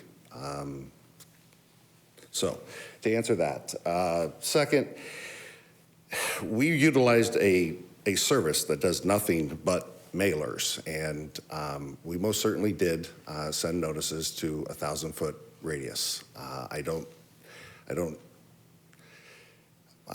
I can only answer the question because it was presented that we did not. All mailings went to the 1,000-foot radius. Traffic was brought up. My response to the neighbors was we would have a minimal impact relative to, again, Lamera and Ashton Woods and Toll Brothers, where hundreds and hundreds and hundreds of units have been approved. Us being 53, I'm not going to say there's zero impact, but it'll be minimal impact. And again, for the area as a whole, Highway 24 going through is going to be the biggest impact above and beyond Eastmark or Cadence or anything else that has happened in the area. When you put a transportation corridor like a highway running to the submarket, you're going to see changes. I'm not going to say, again, zero from us, but again, it is minimal. Drainage, I don't know how to answer this any more simply than we're part of the solution, not the problem. I mean, our design is to pick up the water at the northeast corner of our property, to bring it south, to bring it west. We are doing a hardened drainage channel, quite simply because we don't have the room to do the earthen that you see to the north at Bella Villa, that you see at Lamera.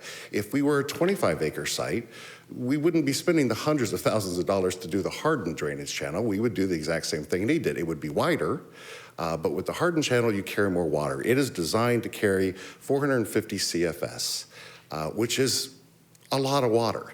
Arguably, it's over-designed, but we listen to the engineers, we listen to the drainage report, and we will install what we're told to install.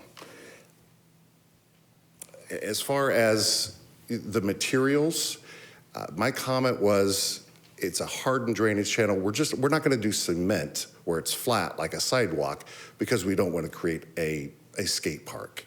We see liability in doing something like that, whether it be riprap, whether it be gunite. Again, that material will be identified during the engineering of the property, but we just don't want a flat sidewalk-like surface for obvious reasons.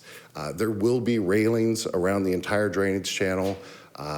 You know, from a security standpoint, again, we'll have masonry walls.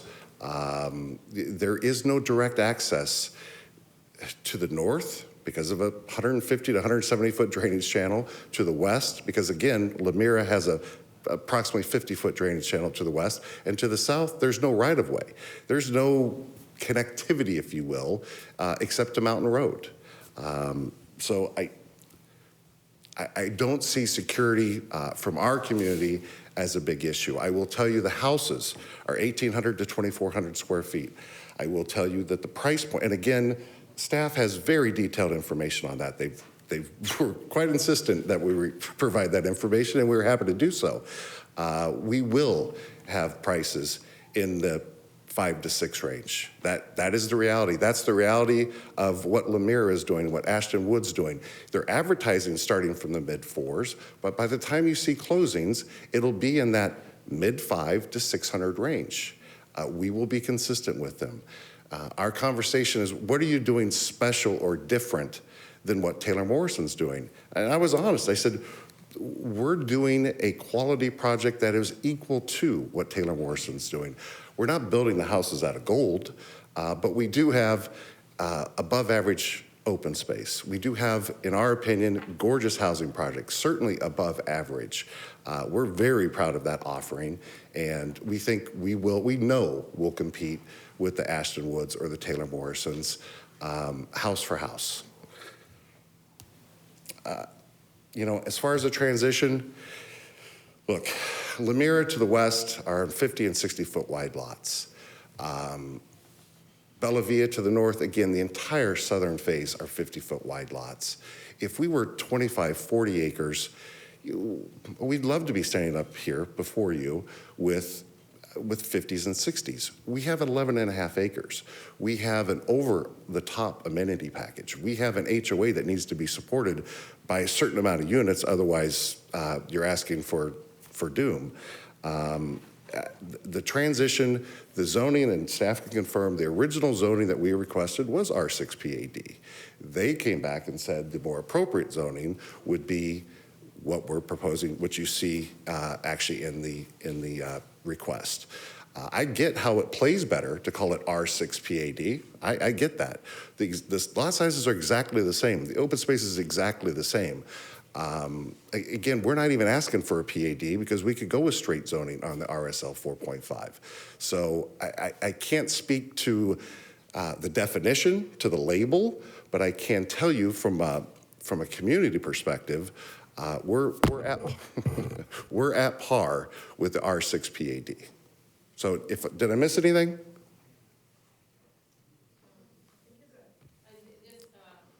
And with the security question, so that some of them have chain link fences, so you are looking to block wall off the property for your rear yards and perimeter? Yes, we will have masonry fence in our backyard, but again, there is, again, a 30-foot drainage channel, again, and it will have, you know, the railing required by code. Okay. Are there any other questions? With extensive landscaping, extensive. Board Member Crockett? Yeah, Madam Chair, thank you. Blake, I wanted to get back to the drainage again. Sure. Describe for me in a little more detail, if you can, what this drainage structure is going to look like. You mentioned the security, it's going to have railings and thing, but I'm picturing in my mind sort of a concrete box, and I'm just wondering about the aesthetics and what kind of planning or thought has gone into what that's going to look like. Again, it's in our best interest for it to be aesthetically pleasing. I am relying on the drainage engineers to tell me the appropriate, whether it be riprap, whether it be gunite. Again, I just want to avoid a smooth concrete surface, again, for the reasons that we've discussed. It will look very much like a ditch, a hardened ditch with, again, either gunite and or riprap as the base material. And any idea how deep how deep and how wide we're talking about? Well, again, it is, it tapers slightly. At the east end, it's 30 feet. As you go west, it's like 28.97. I just call it 30 feet across the board. I do have a detail. I just don't have it with me because it's more of an engineering. And unfortunately, it happened so long ago that I just don't recall. Thank you. Board Member Crockett, just for reference, I have one of those on the north side of my subdivision, and it has texture and stuff, so you can't, it's not like a skate park or anything like that, but it is for the control. We don't even have anybody built north of us. It's just water coming off the mountains, and it does, because it does produce such a big impact, and the goal is to not blow out subdivision walls. And when people start messing with it, all of a sudden they wonder why their subdivision wall blows out because so much water is coming through there, which it looks like based on the neighbors' pictures, there is a massive amount of water. Again, So we're part of the solution. yeah. We really are. So what, like in our neighborhood, they do that, and it is a ditch. It goes to, I don't know how many feet deep it is, but then it usually, depending on where it goes, it tries to split, and it'll split into smaller ones that slow further in other subdivisions, slow the flow down. But it's like in engineering, they would know what it's gonna be like. But we do also have landscaping around it, and we also do native landscaping around it to keep, roots in place and desert vegetation to slowly get the water to slow down a bit, and it does help. I appreciate that. And a follow-up question, in terms of mosquitoes and things like that, have you seen an issue with that in your That neighborhood? water goes through there, and it does not stay very long. So it may pool in some areas, and that's just more of a maintenance issue. And so the water goes, that's the whole point, to get the water out of there. So. Are there any other questions? And if I could, apologies, just one more question, Blake. So make sure I understand what you're saying. You're saying the zoning is RS 4.5, but your lot sizes are the same as in the RS 6 zoning Correct. category, is that right? I believe Josh actually mentioned that Bella Villa, which is zoned RS6 PAD, is actually zoned for smaller lots and more density than the RSO 4.5 is allowing us here. It's a label. But Josh, I don't mean to interrupt. Yeah, if Josh could explain that, because I know the PAD allows deviations, so they're not, so if you can. So yeah, I will say that for the RS6 PAD that is located directly north and west of this site, the standard lot, the minimum lot size is 5,000 square feet, where the smallest lot on this proposed project is 4,950. So only a 50 square foot difference.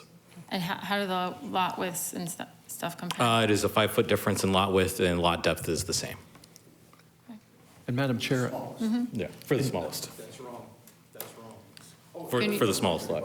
Yeah. That's wrong. That is one point that I forgot. There's 53 total lots. There are 21 50 by 110s, and there are 32 45 by 110s. So it's about a 58%, 42% split. So 50 by 110s and 45 by 110s. Any other questions? Yeah, I did have a couple for Josh. Oh, sorry.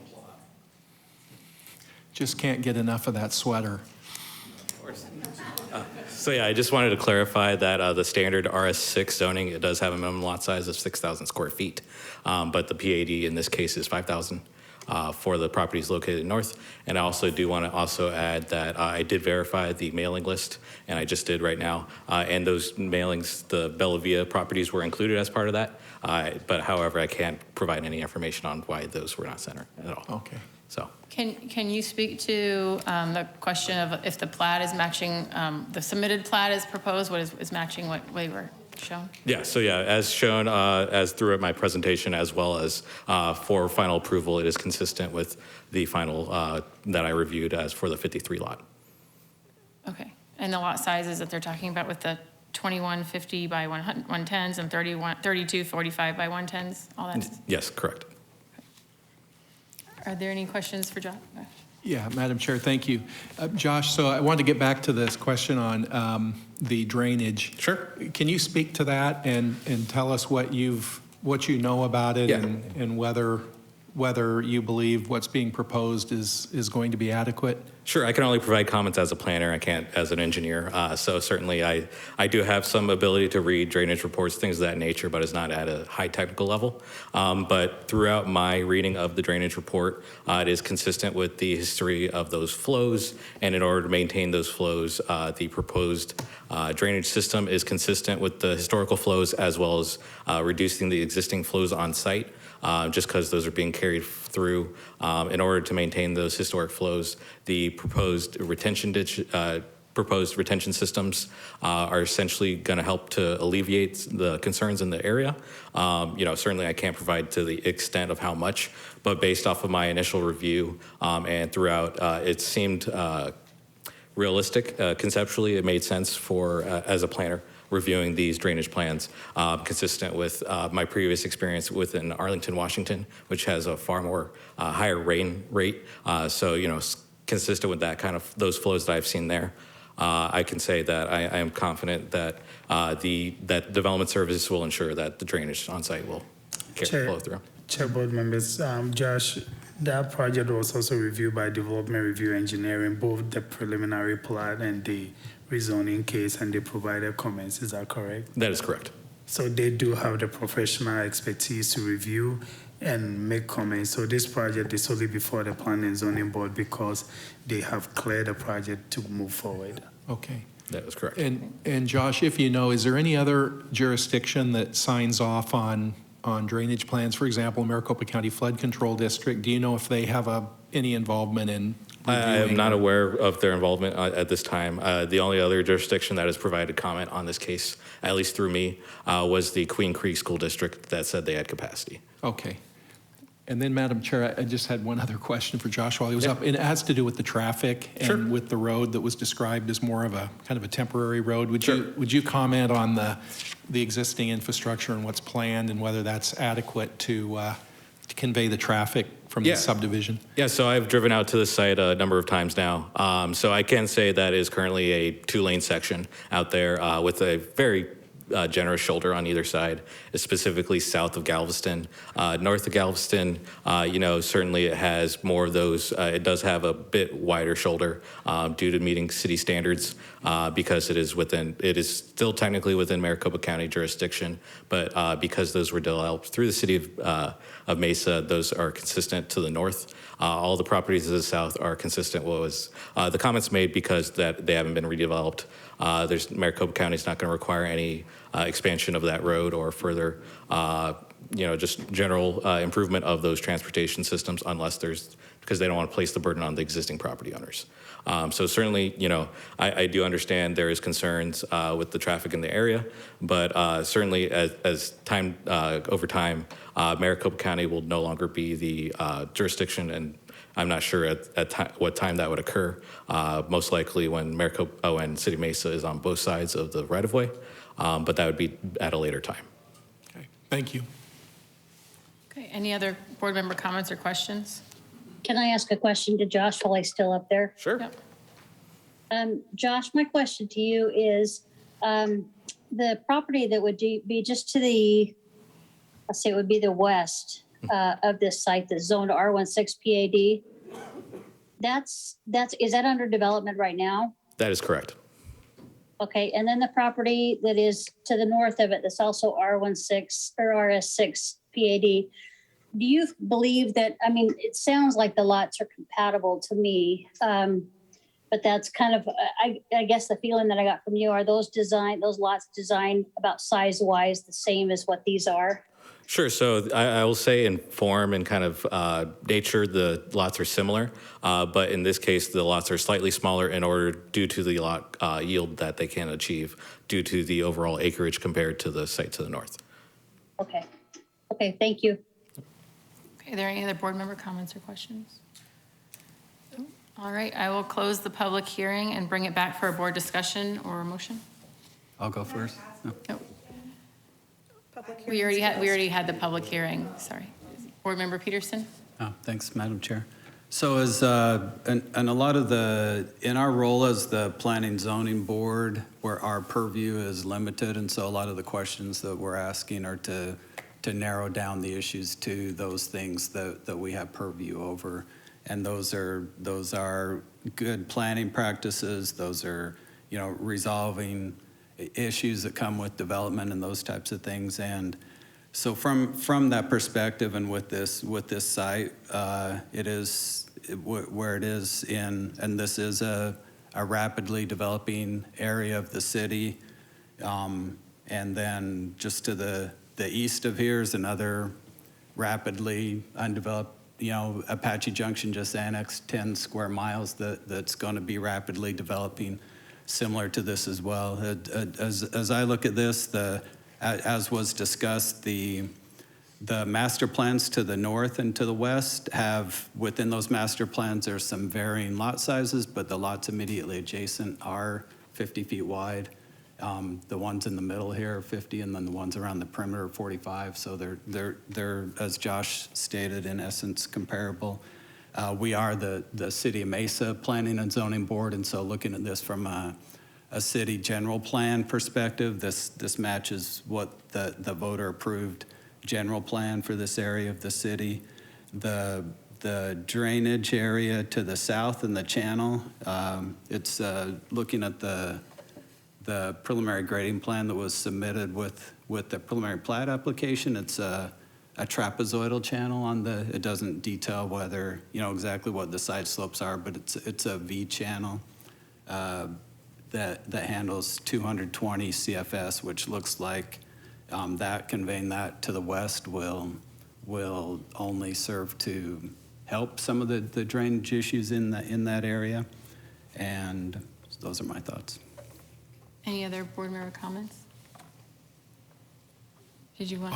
I'll make a motion that we approve this agenda item 4D. This is a case ZON 21-00651, District 6, within the 5600 block of South Mountain Road, west side, located north of Williamsfield Road on the west side of Mountain Road. A rezone from agriculture to residential small lot 4.5. This request will allow for a single residence small lot development, and the staff recommendation here is approval with conditions. Do you want the plat? And yes, why don't I go ahead and do that? I also will move agenda item 5C, which is the East Point District 6, which is a plat East Point within District 6 within the 5600 block of South Mountain Road, west side, located north of Williamsfield Road on the west side of Mountain Road, preliminary plat. Is there a second? Second. All right. Everybody vote. Board Member Allen, can you vote? All right. Aye. Okay, so with a vote of, looks like it's gonna be 5. We have Board Member Boyle and Board Member Ayers absent. It passes. And this will go to the city council. Chair, board members, let's make. Wait a minute. Wait. Did it show that I voted no? Because I voted yes. Yes, that's Yes. what I want. So I said Board Member Allen voted yes. So you're in the 5. Okay. Chair, board members, just to make sure, board member Allen voted yes, but on the dais, I'm looking at it on the screen right now. I just want to put it on the record that it was actually 5-0, and what is being shown is incorrect. So we have that on the record. Okay. Right. Okay. All right, so we are going to take, before we move on to the last one, we're going to take a little 5-minute break or less, and then do some switching with some of the members here. So, thank you.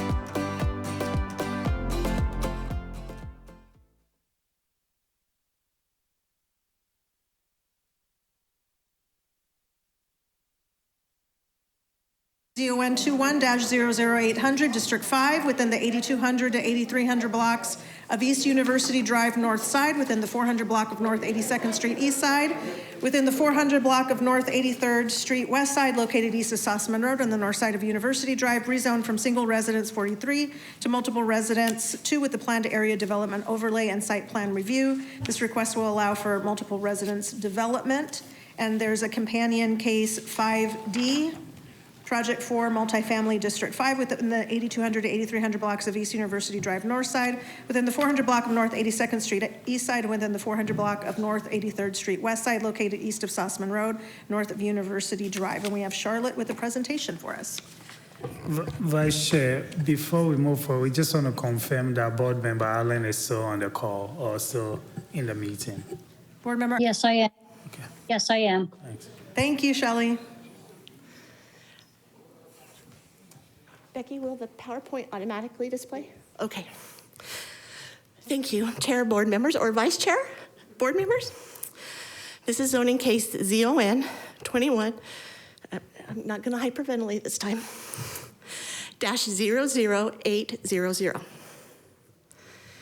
And it is a request to rezone the subject property from RS 43 to RM2 PAD. It includes a request for site plan review, preliminary plat, and alternative compliance. And the purpose is to allow the development of 32 multiple residential units.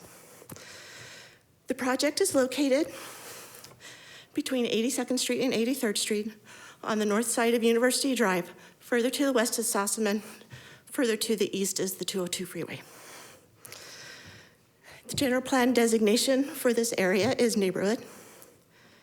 And neighborhoods provide a safe place for people to live, a variety of housing types, including multiple residences. And the neighborhoods also allow for higher density residential along arterial streets. These are photos of the subject property looking north from University Drive. On the left of this photo is from 82nd Street, looking to the east, into the property. You will see the high voltage transmission lines over on the left-hand side of the photo. The photo on the right is taken from 83rd, and again, it's looking west towards into the subject site. And you can kind of see the transmission lines on the right-hand side. They're just cutting across the corner right there. But along University, you can also see those 69 kV lines that run along the north side of University area. Once again, this is a request for multiple residence 2 district with a planned area development overlay. And in the RM2 district, multiple residences are allowed to a density of 15 dwelling units per acre. This proposed project, I believe in the notes, is 7.83 dwelling units per acre.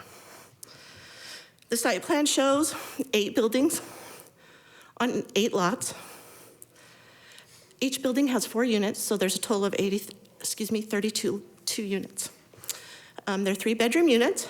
Each unit has a single-car garage, but then has a driveway space for that additional parking space. And then there's visitor parking spaces provided by the amenity areas. The access to the property is through a central drive from 82nd to 83rd. And amenities in the project include playground area, a pickleball court, and then just ramada and some more passive amenity areas. Part of the request is for a planned area development. And so with the PAD request, they're asking for a modification to the RM2 development standards to reduce the side yard requirements for the 1-story portion of the project and the 2-story portion of the project. So the units themselves are 1-story garages with more 2-story living area. And so the code has different requirements for that 1-story product and the 2-story project. Excuse me. So the applicant is asking for a reduction from code from that requirement. They're also asking for a reduction from the minimum yard requirements for the 2-story portions of the unit, and then the landscape widths of the side.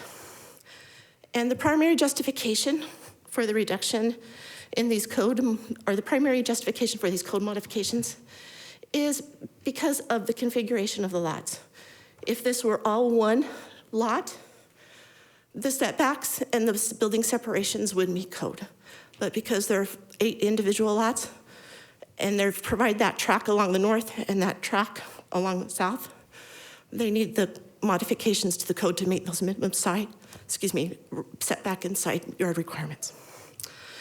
And then one last PAD request is to allow mechanical units on one set for the mechanical units on the end units closer to 83rd to be within the required landscape yard. And because of all the additional landscape space on the property to the north, to the south, that's the justification to allow those units within those areas. This particular project is not required to go to Design Review Board. Therefore, since they are requesting alternative compliance, we have the elevations before the board this evening to evaluate their alternative compliance. So the main issue is with the amount of building material on the side elevations. So the ordinance requires 2 primary building materials on each facade, with those 2 primary materials being 25% or more of the total facade. And so in this case, the side facades are stucco, which if I remember correctly is around 87%. And then they also have some composite siding up in the gable area. That is about 7%. And so based on or referring back to their project narrative, they discussed that adding additional composite material to the development or to those site elevations would take away from the overall aesthetic of the project, maybe even make it look not as good. So that's their primary justification for that alternative compliance. They did complete a citizen participation plan. For the neighborhood meeting, they did the 1,000-foot notification, notified the homeowners and homeowners associations and neighborhoods within the area per the general standards and recommendations of the board. They did have a few neighborhood members attend the meeting. And they did have some comments about the project, and those are noted in the staff report, but essentially it was the water, making sure the project, they're concerned with the amount of water this project would take. One property owner was particularly concerned with their water service. And then there were questions about crime, that this would bring more crime to the area. And there was one other issue, let me think.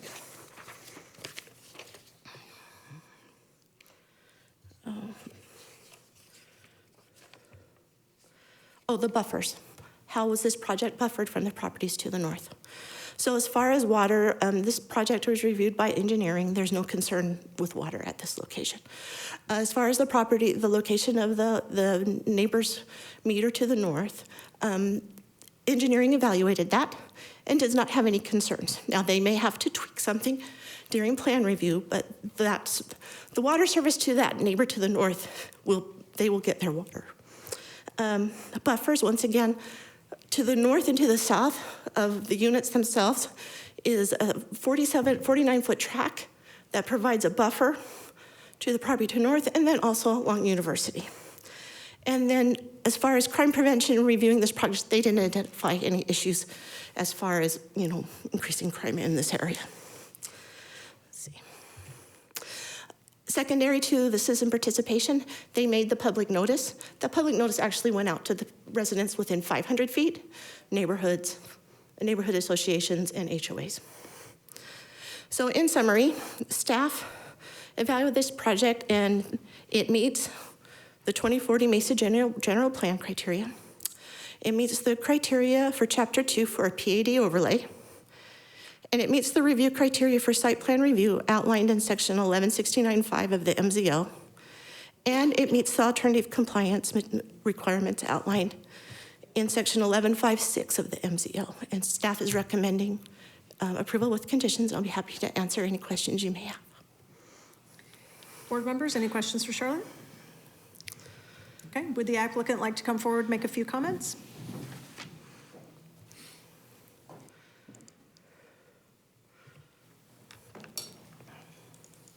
Name and address for the record. Madam Chair, Reese Anderson, 1744 South Val Vista, number 217 here in Mesa. First of all, I want to just congratulate everyone on their wonderful holiday sweaters. Obviously, I missed the memo and thought I'd put on my best Christmas tie, and I blew it again. So anyway, maybe next year. But with humble sincerity, I do wish each of you, both the members of the board and the staff and everyone in this room, a very Merry Christmas and a Happy Holidays. And I do mean that sincerely. Madam Vice Chair, I think our time better spent this evening might be us responding and sharing thoughts to concerns rather than giving you another resuscitation. The staff have given you a great presentation twice this evening. I think it might be best if we did that, if that's okay with you. Absolutely, thank you. Let me sit down and then I'll come back up and address any specific items. Great. We have two comments that were entered into the record. One from Robert James, did not wish to speak, wanted his comment read into the record, is opposed to this project. Robert James, 8041 East Cicero Street. I respectfully request that the board deny this redevelopment plan and instruct the developer to go back to the drawing board and produce plans more suitable to the area, i.e. owner-occupied townhouses, perhaps similar to the Santo Tomas development to the west of the existing behavioral health facility on Brown Road. I am sure that if asked, the residents in the neighborhood would love to sit down with the developer and discuss alternatives for the 560 site. And it seems like those comments probably were attached to a different case. Next person, Karen Ingram, 319. Karen, are you on the phone?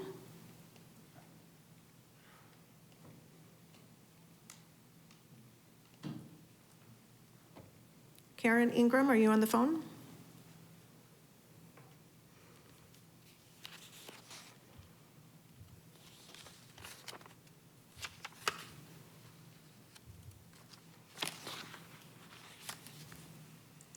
Okay, we will just read her note into the record. Karen Ingram, 319 North 85th Street, opposed to this project. Okay. One last call, Karen? Okay, thank you. Any comments for the record from our applicant?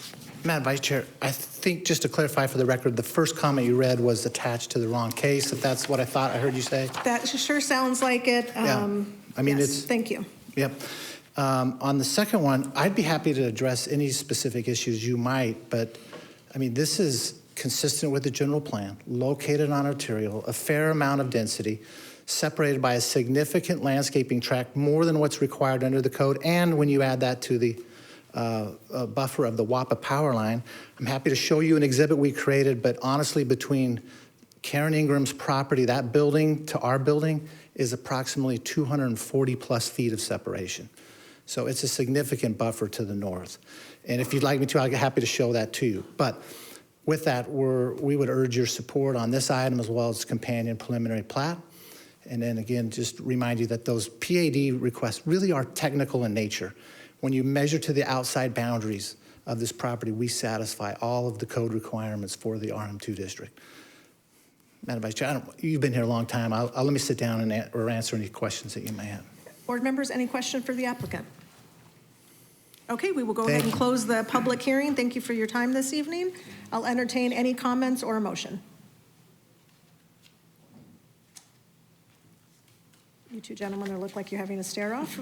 Would anybody like to start? I will move to approve cases Z, ON 21-00800, along with a companion preliminary plat case PZ 21167.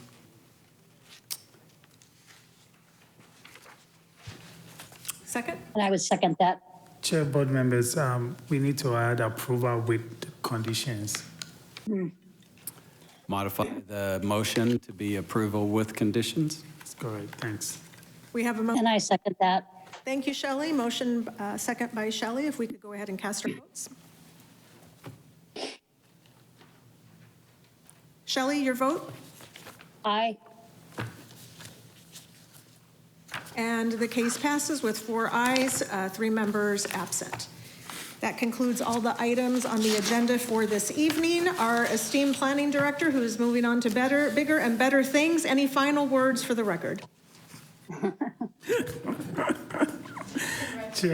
Chair, board members, it's been a pleasure working with you guys as a planning director. I know I will still be involved with planning, but I really want to appreciate all of you and the support. I know board member Crockett, board member Diana, and board member Allen, when I started, I'm sure you guys saw me and were thinking, what is he up to? But for the past 3 years, we've made significant changes. We moved planning and zoning board from 1 meeting to 2 meetings a month.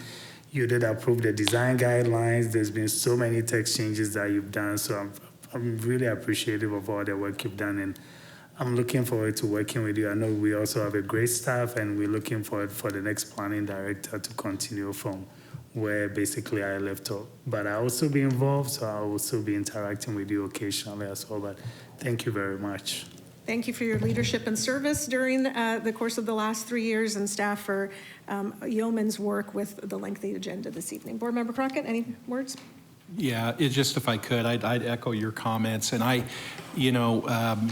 Dr. Apia came in and replaced a planning director that had been here for a long time, and I started out here under his leadership. And, when Nana came along, we kind of thought, this will be interesting. But I'll tell you, he picked up that mantle and has provided terrific leadership, has given us, in a lot of ways, a new way to look at things. I think his time here has been very constructive. It's moved us from a planning and zoning perspective, it's moved us in a very positive direction, and I wish him well. I know he's not going far, so we'll continue to have that association, but it's been a privilege working with you, and again, thank you for all you've done. Thank you, Dr. Apia. Round of applause for us. Motion, I'll entertain a motion to adjourn the meeting. I'll make that motion that we adjourn. Second? Second. All in favor? Aye. Aye. Aye. Thank you. You all have a lovely holiday break.